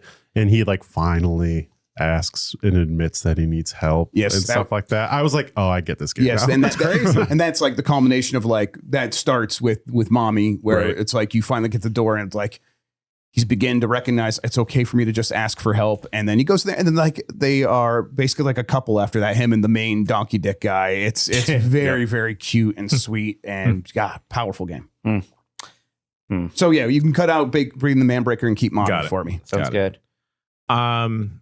I'm a little bit torn because with Expedition 33 specifically, I found Gustav's death to be very unexpected. And such a surprise that they really commited to and stuck to. Right. To be fair, they just replaced him with someone that looks a lot like him. And I think like the more that I've been like marinating on Clair Obscur as a whole, I think for me personally, and this doesn't have, I just want to mention it, it doesn't have to be added to the list, is the final fight and your decision of whether or not to fight Mael or fight Verso. And you'll get a different ending depending on which one. And I really did not like Verso when he got added to the party. I had a lot of friction with him because I think I just got attached to... Because he's new Gustav, He's right? new Gustav. Well, you don't like Ben Starr. Yes. Sure. This whole time, Ben Starr, Joshua, just too polite of a person. But over time, just like really getting to know more about Verso's character, and then I just became so attached to Mael, just like as like that little sister character, and just seeing how she is carrying and dealing with so much grief and not processing it. And I'm sure we've all seen people that are that we love with all of our hearts kind of get a little bit, I don't want to say twisted, but carry themselves in a negative way because of their inability to process whether it's grief or something very traumatic in their lives. And giving me that decision to now that I have to defeat someone that I've grown super attached to. And then now I'm thinking about Verso's whole story and that he's kind of just been, he's not even a person in this anymore. He's purely just a tool. He's purely a memory that is being exploited. Just kind of like stuck with me. And like, I know a lot of people, the ending is not necessarily like stuck with them, but to give me that decision and then ultimately for the decision to be just to face your fucking life and not necessarily get over it, but just to accept it, I thought was very powerful. And then just like after having a gigantic battle where your kaiju mommy comes in to help you fight your dad. And then now, like, and that was a very tough, long, drawn out battle. That now this just feels like a beleaguered, tired, and weary fight between two siblings. I thought was just one of the best things for me. Yeah, I kind of want that moment to be on here instead of Gustav's death. I really liked the ending. I felt kind of alone in that. Yeah. I don't know if we want to have that conversation yet about the ending. And just remind me, just so I'm remembering this correctly, Verso was her brother that died in the fire in the real world, and she kind of kept him alive by kind of like the mother painted him and put all her power into making him very real. Really cool. Yeah. Right. Yeah. And basically the like final thing is like Mayo's like, I want to stay. Yeah. And Verso's like, you need to go because I want to die. Stay in fantasy or confront reality. And I thought it was like a really powerful like conversation about like processing your grief and like stop living in this fantasy, but also like a conversation about removing someone else's agency and not just one person, but like many people that you've met and befriended and gotten close to. I'm like, oh, that's a great moment. So I don't like the ending of this game, but I actually like the fight and everything surrounding it a lot for the reasons everyone just mentioned. I think it is a fantastic moment of like actually asking the player to consider the ramifications of what they're about to do here. Mm-hmm. And I like that, it doesn't really result in like the very traditional good ending or bad ending. There's there's a lot of there's a lot of debate about it. Like maybe they're both bad, maybe one's kind of okay. It's interesting. Like I don't know, there's a bit more thinking than these games usually give you. Right. Okay. And I don't want to take anything away from Gustav's death. Because, you're right. That was a shocking moment. But I think this is a better moment. Another shocking moment I just want to mention is like when you get to the beach and Renoir just cuts everyone down, and you're like, it's this kind of fucking game. I mean, the game's got a lot of cool moments. Yeah. Just like every battle is kind of a cool moment in the game. Is there any other thing we feel like we could cut? I think we can cut, I don't know, Grub, the Sectori. That is a killer feeling when you beat a boss fight without dying, because like, God damn it, some of those boss fights, if it's not the worm, I'm probably going to die once or twice. Like that's the only one I can like reliably do. So that's like when I got to a point where I was going through one of those other bosses where it's like there's so much happening and there's so much around you. Three phases, and it's also a bullet hell. Yes. And then they throw the thing on top of you of, here's a yellow line drawing you to the next thing. If you kill this thing next, you'll continue your bonus streak. And it's like, well, I should do that. And so then you take all these extra risks and getting to a point where you like unfocus your eyes and you're seeing the whole screen at once, and it's all happening, and you are just perfectly weaving without thinking through every single one of these obstacles while also killing this boss. It's an incredible feeling. I've had similar things before. It's worth calling out here, but we can cross it off. Yeah. Room 46 of Blueprints. That was a great feeling. It felt really good. But it's ultimately a crossing the finish line moment, right? I don't know if it's... Well, but in a game that has a lot of crossing the finish line moments, there's a lot of... the ultimate one. It is, but like, I think... I feel like there's like some moments in Blueprints where it's like you discover like what the levers do or how to open one of those the secret doors that are like in some of those rooms and stuff and like use that. The garden key or touch the electricity and all that stuff. Yes, exactly. Like, there's a million of those. Yeah, there's some moment, and maybe there's just so much that it's hard to. Yeah, it's kind of an even spread. I feel like with Blueprints, like a lot of it is just like everyone's individual experience more than like a collective one thing that happens. Yeah, I think that's probably right. Are we okay cutting it? I think so. I just want to say with like room 46, it's not so much that moment of those doors, like getting all three of those doors open or the doors you need and then being able to get in there. It's that particular run where you get that done. Yes. Yeah. There's several elements to that. You have all the knowledge. You've got your fucking levers. You know your route. Like that feels fucking good. But I totally understand. Drained the fountain. Yeah. Mike, you know what I'm talking about with this, right? I know what you're talking about. I've never played this. What the hell are you talking about? Silent Hill F. Here's the spoilers, but yeah, like she's a werewolf, right? Well, because the girl you're playing as, she kind of goes between two realms, this real world and this spiritual world. Yeah. At some point during the spiritual world, she just kind of becomes part of this ritual where she cuts off her face and her arm and brands herself, and because she cuts off her own arm, it's this graphic, horrifying thing that the game earns really well, and it just fits so well. But it's this graphic, horrifying scene, and then they attach a wolf arm on it instead, right? And then half the game takes place in that realm. Yeah. So now in that part of the game, you kind of have this almost power fantasy because you are very strong now. You don't have to worry about the weapon durability. You have this new move set. It's your arm. Yeah, and it's oh my gosh, it was like just for because like it was kind of like a squeamish, like oh my god, they're going this far thing. But again, it was built up really well. It was a big payoff. And they also like don't really they show you just enough to feel terrible, right? But not not full divinity. Yeah, they didn't go no. never go full divinity. No. Once in a while you can. So yeah, and I don't know. I feel like especially the way that they've been framing your player character, she's portrayed as very frail, not just in like the universe of Silent Hill, but like in her own personal life. Yeah. That she doesn't have too much agency, and then to suddenly in this spirit world make her a badass wolf lady. It's especially powerful. Jesus. So what happens in Sonic on Unleashed? What? Sonic on Unleashed.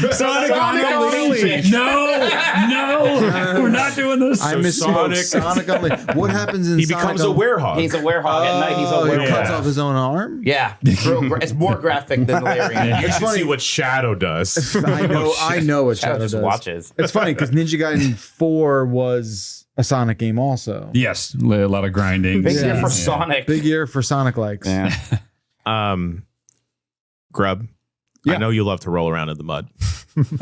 Yeah, I mean, look, this is the kind of shit that I love in games where it's like we come up with our own problem that we made ourselves, and then we all have to deal with the fact that we're humans and have different desires. Like Dan wants to be a stinker, and it's like, okay, well, yeah, what? Yeah, that's right. We had to put you in timeout for a bit. and then you came back because you promised you would help, and then you did, and then we all were working because a truck tipped over, and I think you actually knocked it over on purpose, but you still were like, I'm going to fix it, and we all like had to like work together to upright this thing in a really muddy spot, so it was very difficult. And by the time we got it upright, it was time to end the stream, and we were all very excited. And they were like, "Let's just go drive in the water." And I felt like, he has this great culmination. It sounds like it's gonna have a hard time hanging here, but man, I love this kind of thing in games. Nice moment. Yeah, good moment, solid moment. Hey, I'm gonna cut it. Speaking of what you like out of games, monkey farts, huh? Yo, man, yeah. Look, that's just humor. That's just what humor is. That's just humor. And when it works, kind of Deadpool humor. It's very Deadpool.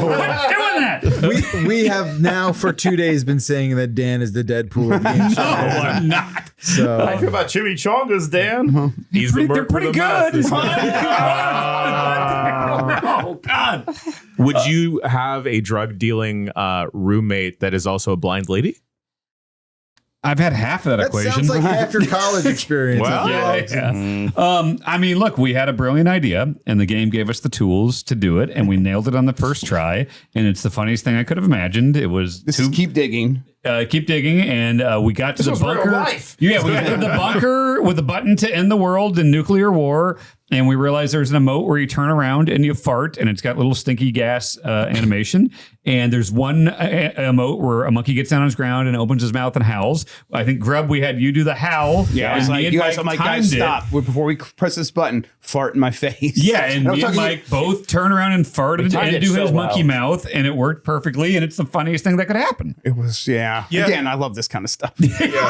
let's. We can cut it. We can cut It's not going to make it, but Thank you. a beautiful moment. Okay. Just Rainbow Road is very good at Mario Kart Yeah, World. it I'm is. not quite sure if like it is Now, very good. specifically, I'm talking about here the approach Yeah. to it, because we just talked about how Mario Kart World does a very sloppy job of like having the big highways and everything, trying to connect the various tracks and stuff.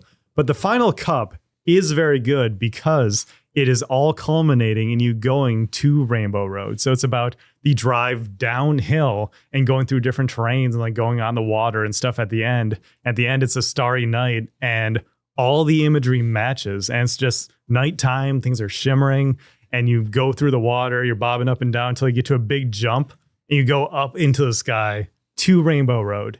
And it's a really cool moment. And I like it. I like it probably even more than the Rainbow Road track itself. And that's why I thought of it for this category, because I think the approach is very good. I don't know if it's keeping up with some of the rest of these on here, but I thought it was a great moment. I think we could keep it on for now. All right. Tell me about being someone's stepmom. Yeah. And I feel like we're kind of going through all these ones of like, these are our own player created agency. But that's things. important to this. Yeah, and I would be like, these are equally important. These kinds of things in games. They're not like, oh, it's a story thing written by the game, so we got to give it more reverence. This stuff is more important to me, actually. But I still generally agree. Yeah, go ahead. And I also would like to give Kayla credit. Is she wanted to fuck your mom's mom so that she would be your mom's stepmom. I just want to make that very clear. Thank you. Very clear. That actually changes Sorry. the dynamic. I didn't want to misrepresent Kayla. So I of didn't course, realize that's okay. She was calling people chicken ass bitches. Yes, She was going go full frontal on your ass. Yeah. Yes, juicy bitch hole tart. yeah, but you're a juicy bitch. Old God, tart. I feel like this is the year so many people have gotten to see the joy of what I have. Like I've known her entire life, obviously. Hear me out. What if this is the soft 3 for this? I something like this. This one, I like the underbed meeting as well and stuff like that. But this one, where it really revealed to me like the possibility of arc raiders of. Oh yeah, you don't have to have this. There is no social contract here. Get away with what you can get away with, and that means send in a crazy person to the point where the other 2 people on their team are like, we cannot control her. When I am part of that 3 and I'm trying to be a voice of reason with you. Right. Dan Reichert's the voice of reason. I think it's a good representation of all these like make your own fun moments using the tools the game gives you. Yeah. Yeah. And it was just like, okay. And then made me realize it's like, oh, this is the way the game's meant to be played. It gives you these possibilities. And she's not thinking about on that actor level. She's just being herself. Yeah. And we're like, this is beautiful. And it legitimately scared away every team we came across with in the trio mode and that was the time where in the trio mode everyone would shoot on sight. Yeah. It was hot, spicy fighting, and everyone was like, fuck that, I'm not dealing with this lady. Unrelated. Maybe we need to get onto a GTA Online role-playing server. I do want to I'm that so at some point down in my for life. this, dude. Yes. I love this. I think it's also important that not just highlighting these written story bits, but like our own moments and sequences that we've developed for ourselves. And I feel like Kayla's screaming off a group. I mean, let's keep it for now for sure. There's the part in Will's clip that he cut of where we are like, okay, everybody be cool. There's people, and we say everybody be cool. And she just goes, no. That's not gonna happen. I was like, oh fuck! All right. I think especially if this represents sort of like those uneasy truces and social interactions in our careers, I like it on the list. Yeah. God. No. Hold it. I think because we like that one so much, maybe we cut the underbed meeting. In Underbed Repo. meeting. I mean, that was very funny too. It was very funny. It was very good. I was there, and then you two just like showed up, and it's like it was the view on camera was that, so everyone home got to see that as well. It was just so. This is what are you doing down here? Bed meeting. All right, let's get a strategy going. And we're just kind of like vaguely hearing something happen to Tam, maybe, and then we go check later. And it's like, oh, he's just dead. Because it's also a gameplay mechanic. If you're under the bed and you're speaking quietly, the monsters won't notice you. So and your characters were literally whispering like that. Yeah, you know, like and then the little heads are still flapping. It's just it's like that game at its best for sure. But we can cut it. Okay. Dollman Dance, is it that? Dan, I think we could probably let it go because I do yeah. think Conflagration is so much better. Yep. But the way he's just like, hey Sam, can I show you something? And it's like this spotlight set, like this pop star shows up and it's all these Dollman like dancing. He's like, what the fuck is that? Sold me on the game, honestly. But the thing is, it's like even better than that because it's not like it prompts you for that moment. It's just like when you go back and he usually has like 6 or 7. Fuck, I didn't mean to do that. 7 or 8. This is aging poorly. Damn it. He'll have a bunch of things to say, and one of them is just like, oh, I saw you have a Horizon Dreamer on your iPod, whatever. It's like, oh, that's one of my favorite songs. And that's when you have that moment of like, hang on. Okay, you can actually play this here. Does this, surely this is going to do something. This is Kojima. And not only does it acknowledge it, it has the most elaborate acknowledgement of that. And it's actually like animated very well. It's awesome. It's not just copying the movements of one. It's like all of the Dollmen have their own mocap and stuff. It's a great moment. The Conflagration is incredible choreography. Yeah. Amazing. You can like change the lighting of the scene and like you spin the camera and you see Sam just like it's like, hey, why'd you spend so much time on this? I'm not mad. I'm just confused. I just want to quickly bring up and Roger, and I think we should cut it because these are all just like gigantic, huge moments. But this specific moment is getting married and living life with Roger. Dan, you're the only one that's played this. So the main player character, her father suffers from dementia. And then it's very apparent that she may also be suffering from dementia as well. And the one character that is like kind of keeping you along and keeping on the supporting you is your husband, Roger. And in this sequence, it's a lot of tense moments, a little gameplay sequences that kind of make you question your own sense of reality with the player character. And things finally seem like they're like on the straight and narrow, and things are okay because you've met Roger, you're going on dates, you're having this lovely moment. And the sequence is like pulled straight out of like a rom-com, straight out of like a romance novel or whatever. And like the way that they gamify it too is that you are like making these two pieces finally meet in the middle. And then and you're going down these like storybook or comic book panels of like these different tableaus in their life, major milestones. And then they pull the rug from underneath you because you think everything's so sweet, it's all great. And now you start going back through these panels because you can't move forward anymore. Oh. And it's now you are reliving these sequences you just played through. And the player character is now having trouble remembering exactly how everything went. And so now these two pieces are having difficulty getting to each other. So now it's not straight line anymore. You have to like go through like a little bit of a maze sequence. And just the way that they do this and handle a very difficult and sensitive subject like dementia or Alzheimer's, I thought was really well done. I definitely know that this won't be I don't think this is the best moment. This might be maybe the most saddest moment of this year. And I think that for such a small team of maybe like one or two people, they handle this very well and very maturely.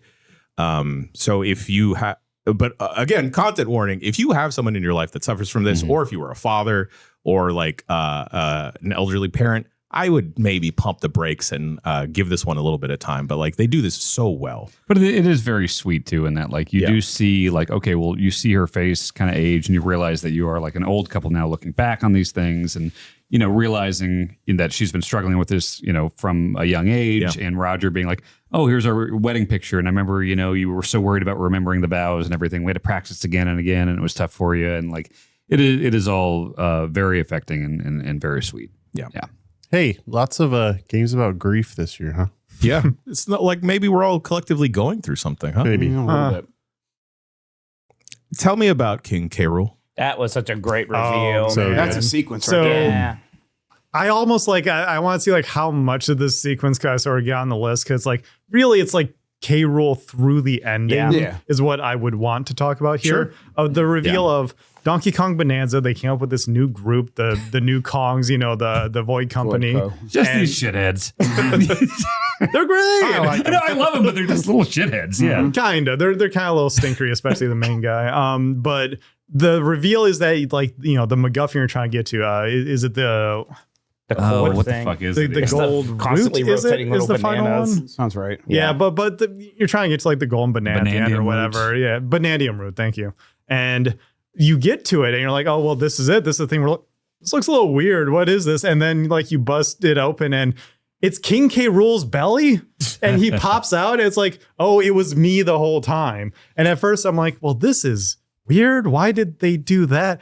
And then you realize everything up until then was because of K. Rool, one of his like failed plans, that, you know, his failed schemes. And that's why everyone's in this situation. It all comes together, and then it culminates in you going to like New Donk City. And so it ties into Odyssey, while also, you know, tying it into Donkey Kong Country and everything like that. And it is kind of the developers sort of winking, nodding of like, nah, you thought we were going to get rid of all that? Nah, it's all canon. We're paying respect to all of this stuff because this is Donkey Kong. Is it And even it's with the a new- great sequence. Even with the new art style and gameplay and everything, it's like the look of K. Rool. It's Right. that is Yeah, classic that's K. K. Rool Rool. right there. Yeah. Such good villain. And, like, it's funny because like when you're like playing the game, even when that first trailer happened, there's some people are like, why do the skeletons kind of look like crocodiles? Yeah. You kind of talk yourself out of it as you're playing the game because there's not that much. Yeah. But when you finally those show up, it's this awesome surprise. What I love too is, you know, the boss fights in that game up to that point, they're all kind of easy and they're very short. Yeah. That King K. Rool boss fight, like both versions of it, it's actually substantial. Yeah. It's interesting. It does have kind of fun callbacks to his previous mechanics.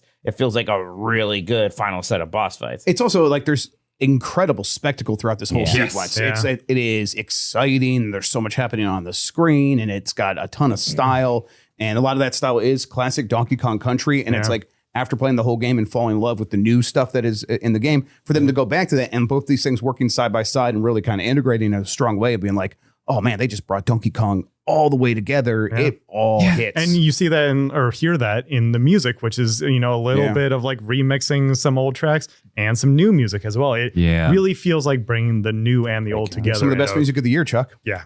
Great way. What's happening in that one phase of the boss fight? Isn't it like a pillar of bananas or something shooting up and you're fighting or something like that? Well, that's how you get to that's how you get to New Donk City. Well, our wish is to get to the top and to have a bunch of bananas. So you just get a drill of bananas drilling you up to the surface. Very cool. It's good, great set pieces in those files. I was like getting to the what I thought was the end. I was like, oh, like this is kind of like drab or whatever. And then he appears. That whole final sequence is like phenomenal. Yeah. I do, I know I've said some crap at Metro Prime 4. I do really like that moment when you go to Volt Forge for the first time. Yeah. Really cool looking area. Do you think it hangs, Dan? With everything? I don't think it hangs. I think it's one of the more notable parts of that game, but it's also not my favorite moment in that game. As much as I love, it feels like a very Metroid Prime moment of going, entering in and going up an elevator and this driving guitar, this gritty, heavy guitar is playing. And it's like, oh, this almost feels heavier than they've ever gone before. And, it leads up to you getting Viola and everything. I actually like Ice Belt unthawing more. Yeah, that's really cool. I thought that whole sequence of like all the tension and the unease, the very like dread of it all, the Metroid Fusion scary parts, bringing that into Prime the way that they have in the past before. And then like when it unthaws, guess what? Everything comes to life and you're in the middle of it now. You got to fight your way out. I mean, that's an even better moment. I don't think either one makes it. Hey, none of it sounds disappointing though. Weird. Not till you start playing. We're not relitigating. This guy. So I've cut that. Jeez. We still have a lot. I've moved everything to the tippy top of the list. There's a couple we haven't even talked about. Could we talk about Ed Boon coming up with the spear? But my also God. talk about cutting it from the list. That is so fucking cool it's to me. documentary, not gameplay. No, it doesn't matter. We need to point out again. It's just like to me, like I know, like I'm not like some Evo level competitive fighting guy, but like Mortal Kombat to me is like the king of fighting series. And like if there is one iconic move in the history of that series, and I would say fighting games in general, Scorpion Spear, right? That is one that is like transcended, fighting games or even video games. People that don't play video games know about Get Over Here and all that stuff. That is like one of the most iconic gaming things ever. And to see the moment recorded when they've just got the guy, Daniel Pesina, in the Scorpion suit, and he's just getting his idle animations and all that stuff. And you're seeing a 20-something-year-old Ed Boon be like, oh, what would be fucking sweet? What if you had like a spear? And like seeing him mime to like, throw it down and like pull it back. And like just seeing that moment caught on tape and then released publicly all these years later. To me, that was just like, holy shit. I can't believe this footage exists. I'm so glad this got out. Yeah. Probably not going to hang with the others, but like, oh, that was so awesome. That's maybe like my favorite piece of like video game behind the scenes documentary footage I've ever seen. I do very much get what you're saying. I think I'm kind of with Chuck though, of like in my head, at least that's like, best moment of 1990 is kind of like how I know what you're trying to say. I get what you're saying, but no, that's not how I felt when I experienced it. It felt it connected me back to the 1990s. But to see it today and something I had never seen before, this is magic. It was magic. It was, oh my God, I can't believe that in 2025 we get to see this moment happen with all of the context of all the time that has passed since then and how timeless and important that move and that these games have become. It's transcendent. And if you're more talking about like the experience of witnessing this incredible moment, I get what you mean. And there was the buildup too, because like I would imagine most people watch all this documentary stuff in the kind of the linear, timeline, and seeing the elements that made Mortal Kombat like fall into place. Like at first, they're like, okay, we got these cool characters. Oh, we're doing these digitized actors. Oh, what if we did fatalities where at the end you could just like kill them with the cool thing? And then Midway said, yeah, go for it. And then you see the spear, like just slowly watching everything come together that would become one of the biggest phenomenon, like flashpoints in gaming history. And then the spear is just like, that's the best footage of all of it. Like, it's not going to make it here, but like, oh my God. This is I so would cool. put it on there, but there's so much on this list that we do have to start cutting stuff that makes some hard cuts. As a parlay, if you will, I added Scorpion Spear presents best moment or sequence. Okay. All right. I can accept this. All right. So thank you, Ed Boon. I think you can cut Rainbow Road as well because I just think Donkey Kong has the better Nintendo-esque Nintendo moment. Yeah. We haven't talked about Keep Up yet. I think we should keep cutting a couple things. Mike, for as much as I like Silent Hill F, I think it is on my top 10. I think compared to some of this other stuff, we could cut. That's fine. Okay. There's a good list remaining here. I stand by cutting the double jump. I know it's it's one of the best one of those, but I do think it's a similar feeling that a lot of games have had before. I prefer the Prince of Persia one over that. Okay. All right, cutting that. Can we expand the Donkey Kong one to just be like the ending and people know it's everything that we talked about? I mean, but King K. Rool is part of the ending. I know, but I just want to be like, when we're shouting out very specifically, we mean like the ending sequence of Bonanza. Yeah. But keep In the word parentheses or maybe. Yeah, keep King K. Rool in there somewhere. Yeah. King K. Rool presents Ending Scorpion Spear presents. Yeah, the King K. Rool ending sequence. Okay, that works. All right. We have to does talk someone want about- to talk about Keep Up? Yeah, Jan, do you want to? Yeah, so we've mentioned before, Chase is a very important member in Dispatch, specifically in Robert's life. Older brother figure, hadn't seen each other in a while because of just the way Robert's life went. And then Chase, his life as a superhero, not quite panning out the way he did because he didn't realize his super speed also dramatically aged him. So in order to preserve his own lifespan, he had to retire from being a superhero. And then in a very tense sequence, His superhero name was Trackstar? Trackstar, Yeah. Speedstar, one of those. Trackstar. And then to get the, what is it called? The pulse. energy, The the pulse. Yeah. Invisigal kind of goes AWOL and decides to infiltrate Shroud. Yeah. Yeah. The Shroud's- warehouse. It wasn't Shroud's warehouse. It was a warehouse where it was at the Right. time. But like, there Oh, was right. like It's the people who swarm of- got after the explosion in the beginning of the game. Yeah. Infiltrate that in order to help Robert out. It's later revealed some other ulterior motives, but that's besides the point. And at this point, depending on how you play the game, or I guess it doesn't matter, but Invisigal and Robert have developed a kinship, and for some people, maybe a little bit more. But obviously, there's that care with Robert and Invisigal. And because Invisigal's powers is that she just turns invisible, not a lot of offense in there to get herself out of a sticky situation. Shroud, the game's big bad, winds up being there. She gets overpowered in such a way where her inhaler gets kicked out because her breathing is very important and tied to her power of invisibility. And it kind of seems like it's pretty fucked up and that she may die in this specific sequence.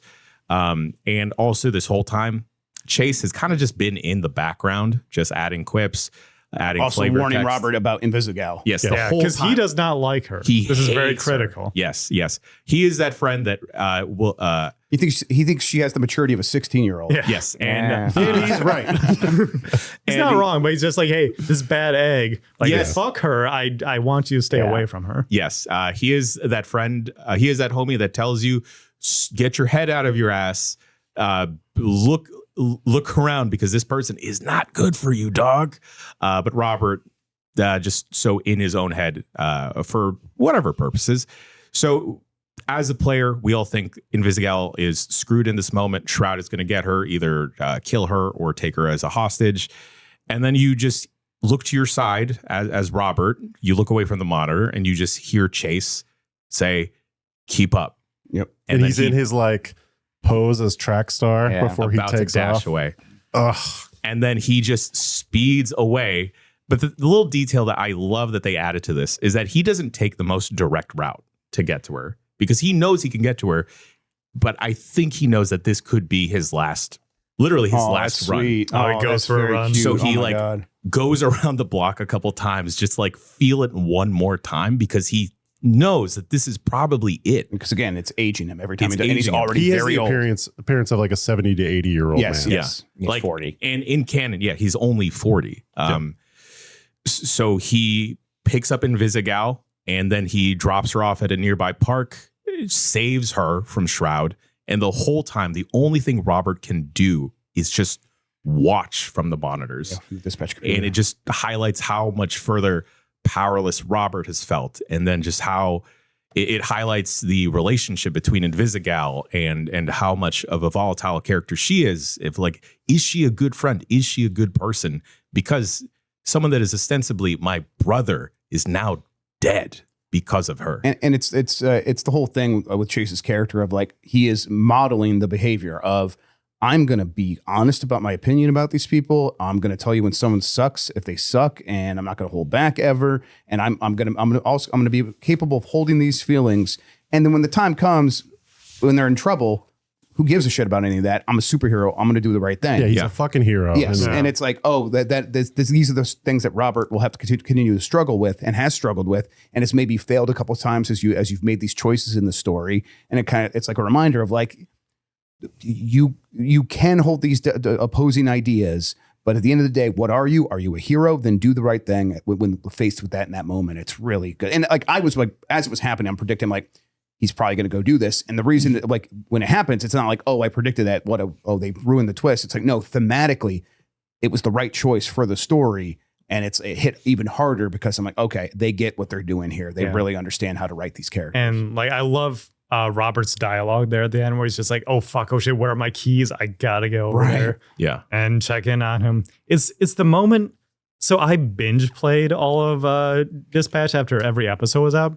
It's the moment that made me say, I wish I would have done this week to week, because they leave you on a cliffhanger with that. That was the end of that week's episodes. Like you do find out that, you know, Chase is in critical condition. He didn't quite die, but he probably is going to. Yeah. And they go other places with that in the story, but it's just, man, it hits so hard. I mean, we can make a whole moment and sequence out of this of his return. Yeah. Awesome too. I mean, because that completing that sequence, with him and Von Blazer and like how that, it's fucking cool.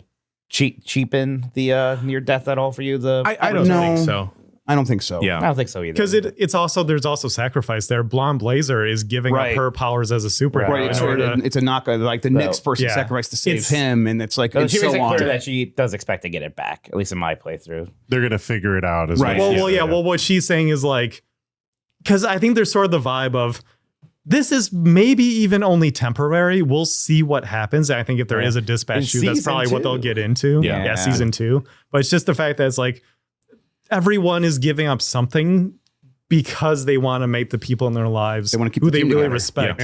They want to keep everyone happy and keep the team together. All right. So I assume you all want to bowl that one. The vibe I was getting. So I don't disagree. I feel like if that was on a TV show, everybody would have been talking about it. Yeah. Like that also, Jeffrey Wright's performance, like across the board, specifically in that, like, wow. Maybe bowl the Kayla one as our. I mean, maybe, but thematically they're almost the same. How many do we have to cut at this point? So I'm pretty serious about getting Mommy on there, into the top 3. You sold me. I'll back you up on that. So it's like question, Grub. So is you finished the Manbreaker, and that's this whole ordeal.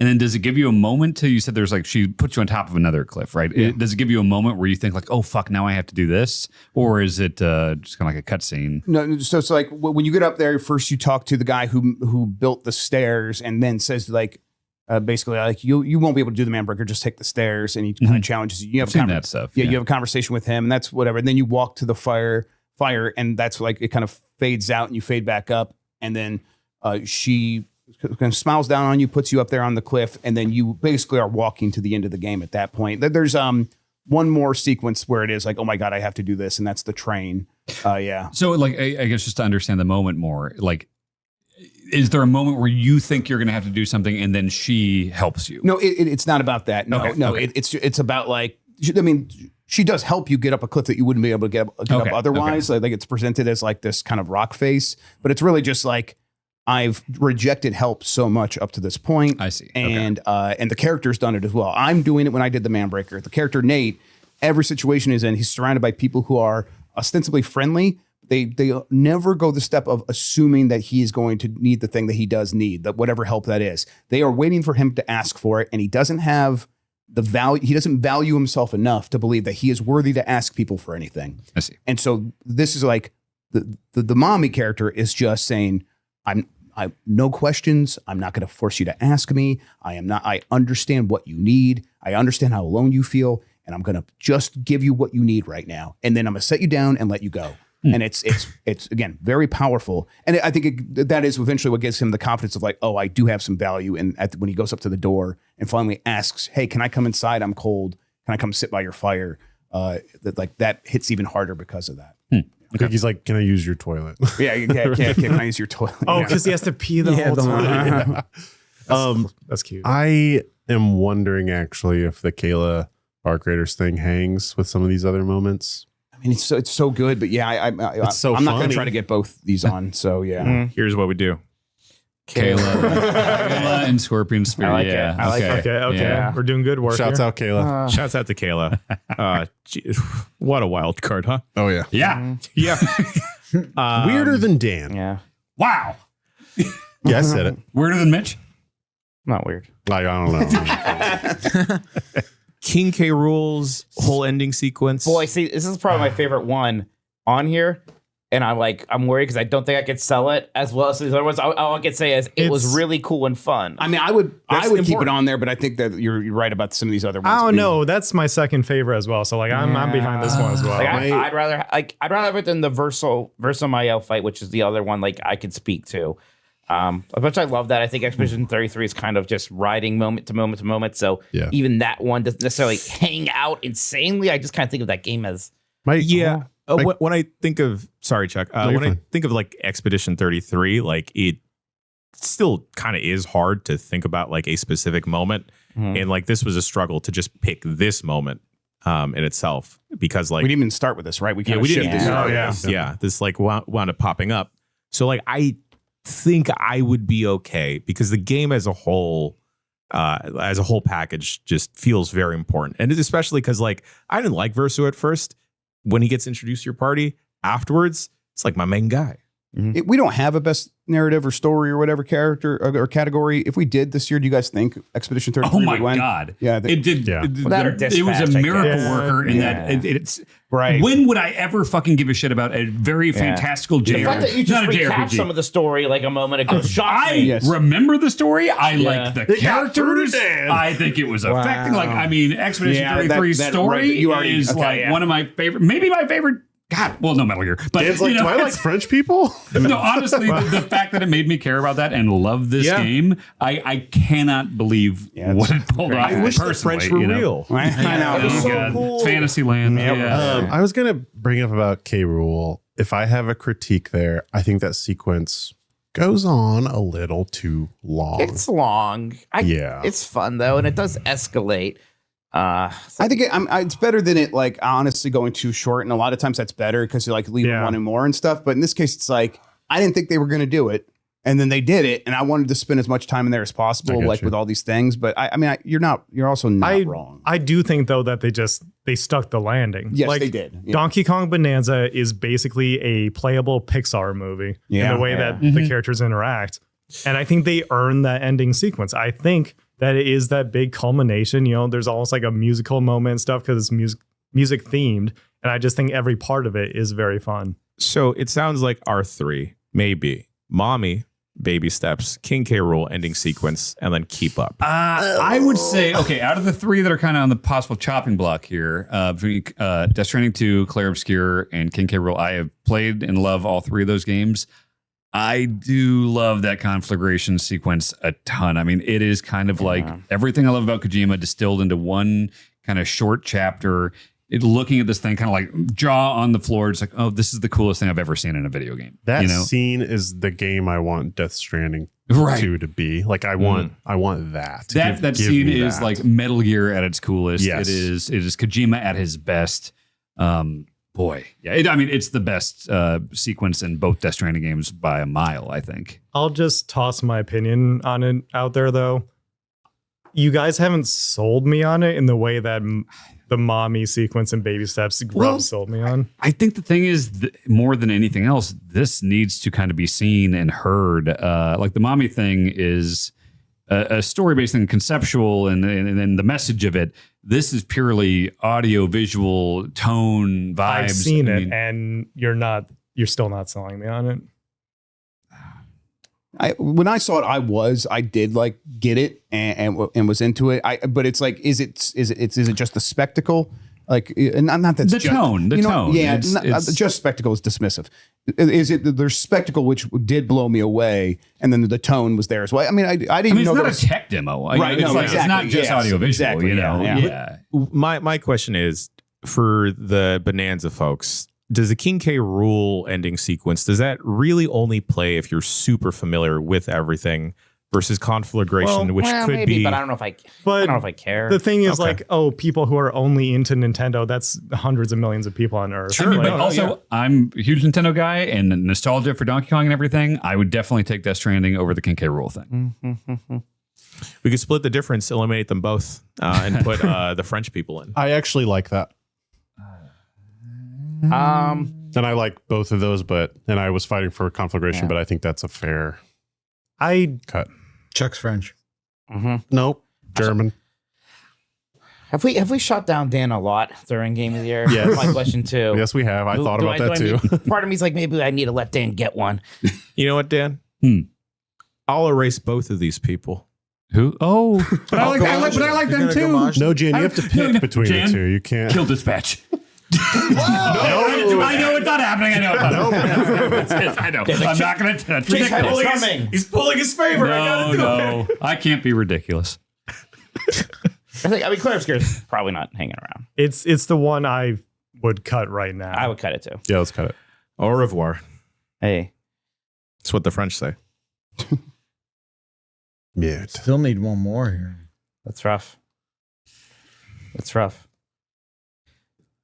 and to reiterate, just I realize I'm alone on baby steps. No, I appreciate everyone saying I won a lot of you over, but I want to like it's like a top 2 sort of like most impactful moment in game for me. Like, it's the only really other time I've felt that way is Octodad, and the time when I was thinking about becoming a dad and feeling like an imposter and stuff like that.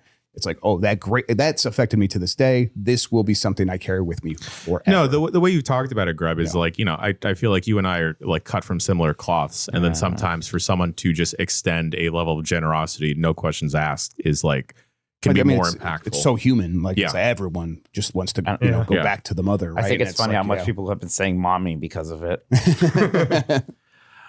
So I think mommy is also a lock. Shouts out to mommies. Sounds like that because I don't want to upset my friend Jeff. I appreciate that. I don't want to upset my friend Dan or my friend Sean.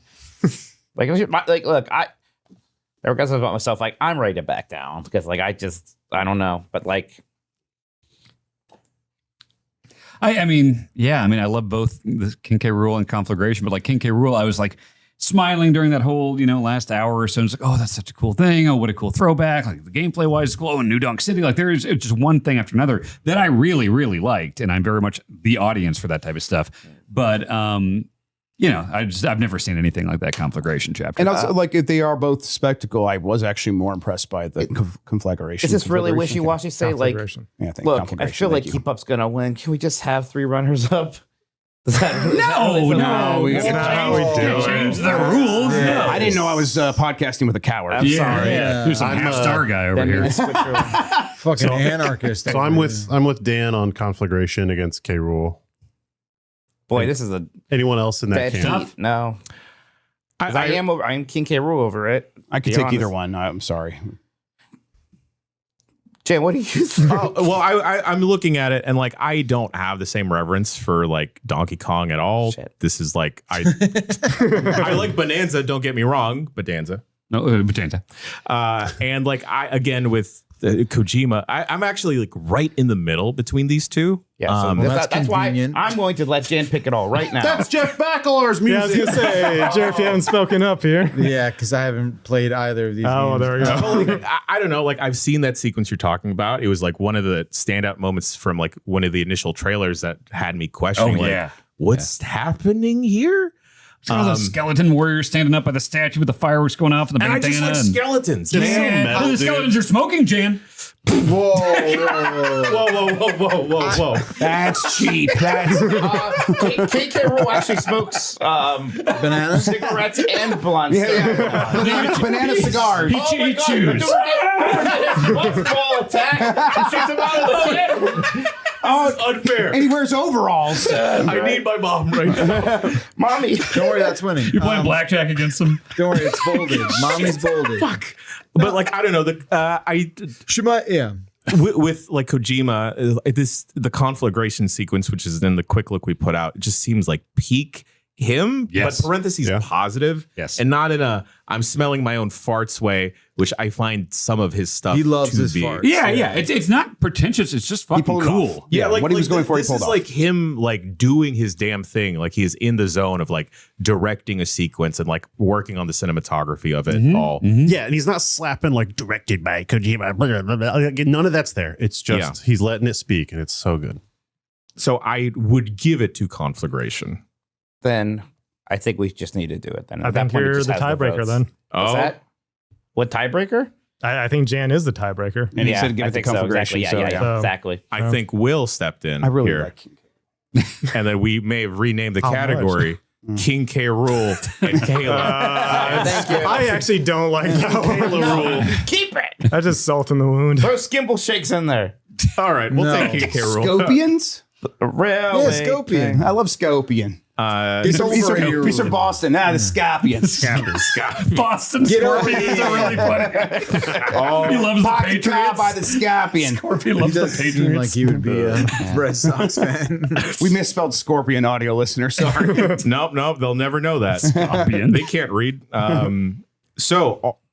Gang, is it safe to say it's Keep Up that wins? It's keep up. It's just such a distilled, purified moment of it's awesome. It looks cool. It's emotional. It's a great performance. Yeah. It's great writing. I love how Great you correct me fucking if I'm wrong. We writing. don't even really learn that Keep Up is his catchphrase until the flashback scene that happens after that. Yeah. Yeah. Even though like we kind of infer it, but God, it's it's, you're right. That hits so hard. But that's You're right. what's so great about it is cool. that because you can infer it because he does the pose, Right. which Yeah. you know. It's Yeah. because we haven't even considered him doing any actual superhero shit. No, Right. no, So, not at all. It's cool. Yeah. Great. Somehow he made dabbing cool again. That's his Love pose. it. Listen, dabbing has never not been cool. Yeah, dabbing's back. Kids love dabbing. Now we just got to say 6, 7, as you go to each album. All right. Kayla and Scorpion Spear presents Best Moment and or Sequence. Mommy from Baby Steps and Conflagration from Death Stranding 2 as the runners-up with Keep Up. From Dispatch winning. And folks, we have won the end of a podcast. That is day 3 in the books. Stay tuned, folks. We'll see you in 2 days. Do we normally read them all again at the end? I'm gonna just get to did. it, Mike. God, Jeez, Mike. Oh, dude. We're gonna get to it. I'm sorry. You guys The way he stepped on Ghost Dog this whole week. He's been such an asshole to Jan. Geographically close, I think. That's what it is. Mike and I are used to like being further away from each other. Right. Something else. You're high on your cock. We shouldn't have sat them close to each other. It's just, the tension is palpable. I know. The sexual tension. Hey. Oh, Will's giving the he's out. All right, let's roll to the tippy top of the categories. Oh my gang. God, I remember this. Wait, we already went through that, didn't we? Feel We're like we- going from the very beginning. Day 3. Okay. Oh, the very beginning? Oh, Yeah, of day 3. Okay. Oh, okay. Backlar, I won't make you do it again. Mikey, would you mind reading? Yes, the best cat from Cats with the runners up of Skimbleshanks and Rum Tum Tugga. You got I felt bad. Pomballerina, aka the sexy Taylor Swift cat. Thank you. Yeah. Best Friendslop. Sean, would you mind reading that? Yeah, your runners up are Repo and Supermarket Simulator, with Peak being the winner. Chuck, would you mind reading the next category? Yeah, for the prestigious best new website, it's going to go to giantbomb.com. Well deserved. Mr. Grubb, would you mind reading the next one? Yeah, for Boomer Game of the Year, we have runners up Eartheon. Shoutouts to Eartheon. Final Fantasy Tactics: The Evil East Chronicles. And your winner is Mortal Kombat Legacy Collection. Lovely. Dan Reichert, would you mind reading the next category? Why do you ask me to do that? All right, I'll do it. I didn't mean for that to happen. for shoot. We don't have heat, bro. No, I'll do it. Disappointment of the year. Your runners-up are the Xbox full screen experience and Mario Kart World, and the most disappointing game of 2025 is Metroid Prime 4 Beyond. I'm going to love editing that one. Thanks, Dan. I'm so proud of you. That was cool. If it softens anything, Metroid Dread won the best game of 2021. Yeah. Okay, that's true. That's Yeah. Anything's possible on day 4. True. Giantbomb.com especially presents Best Comeback to Konami with Ninja Gaiden and Shinobi as the runners-up. Mr. Backlar, would you mind reading this one? Yeah, best roguelike. Runners-up Hades 2 and Absalom, with the winner being Blueprints, the game I counterpicked in Fantasy Critic because I had never heard of Yeah, it. look at the bright side. Dan. You didn't lose that many Fantasy Critic points. Oh, I guess not. Yeah, wow. You got some. What a genius. And to completely wrap up day 3, once again, Kayla and Scorpion Spear presents Best Moment or Sequence. Conflagration and Mommy from Baby Steps are the runners-up with Keep Up in Dispatch winning. Gang, we're going to see you in 2 days to crown our top 10. Happy New Year. Happy New Year, baby. Be safe. Jeez. I hope you give someone you like a smooch, and if you don't got anyone, kiss a dog. Maybe not a cat. I think I'm done with cats after this weekend. That's the Taylor Swift. More for me. Boss is cool.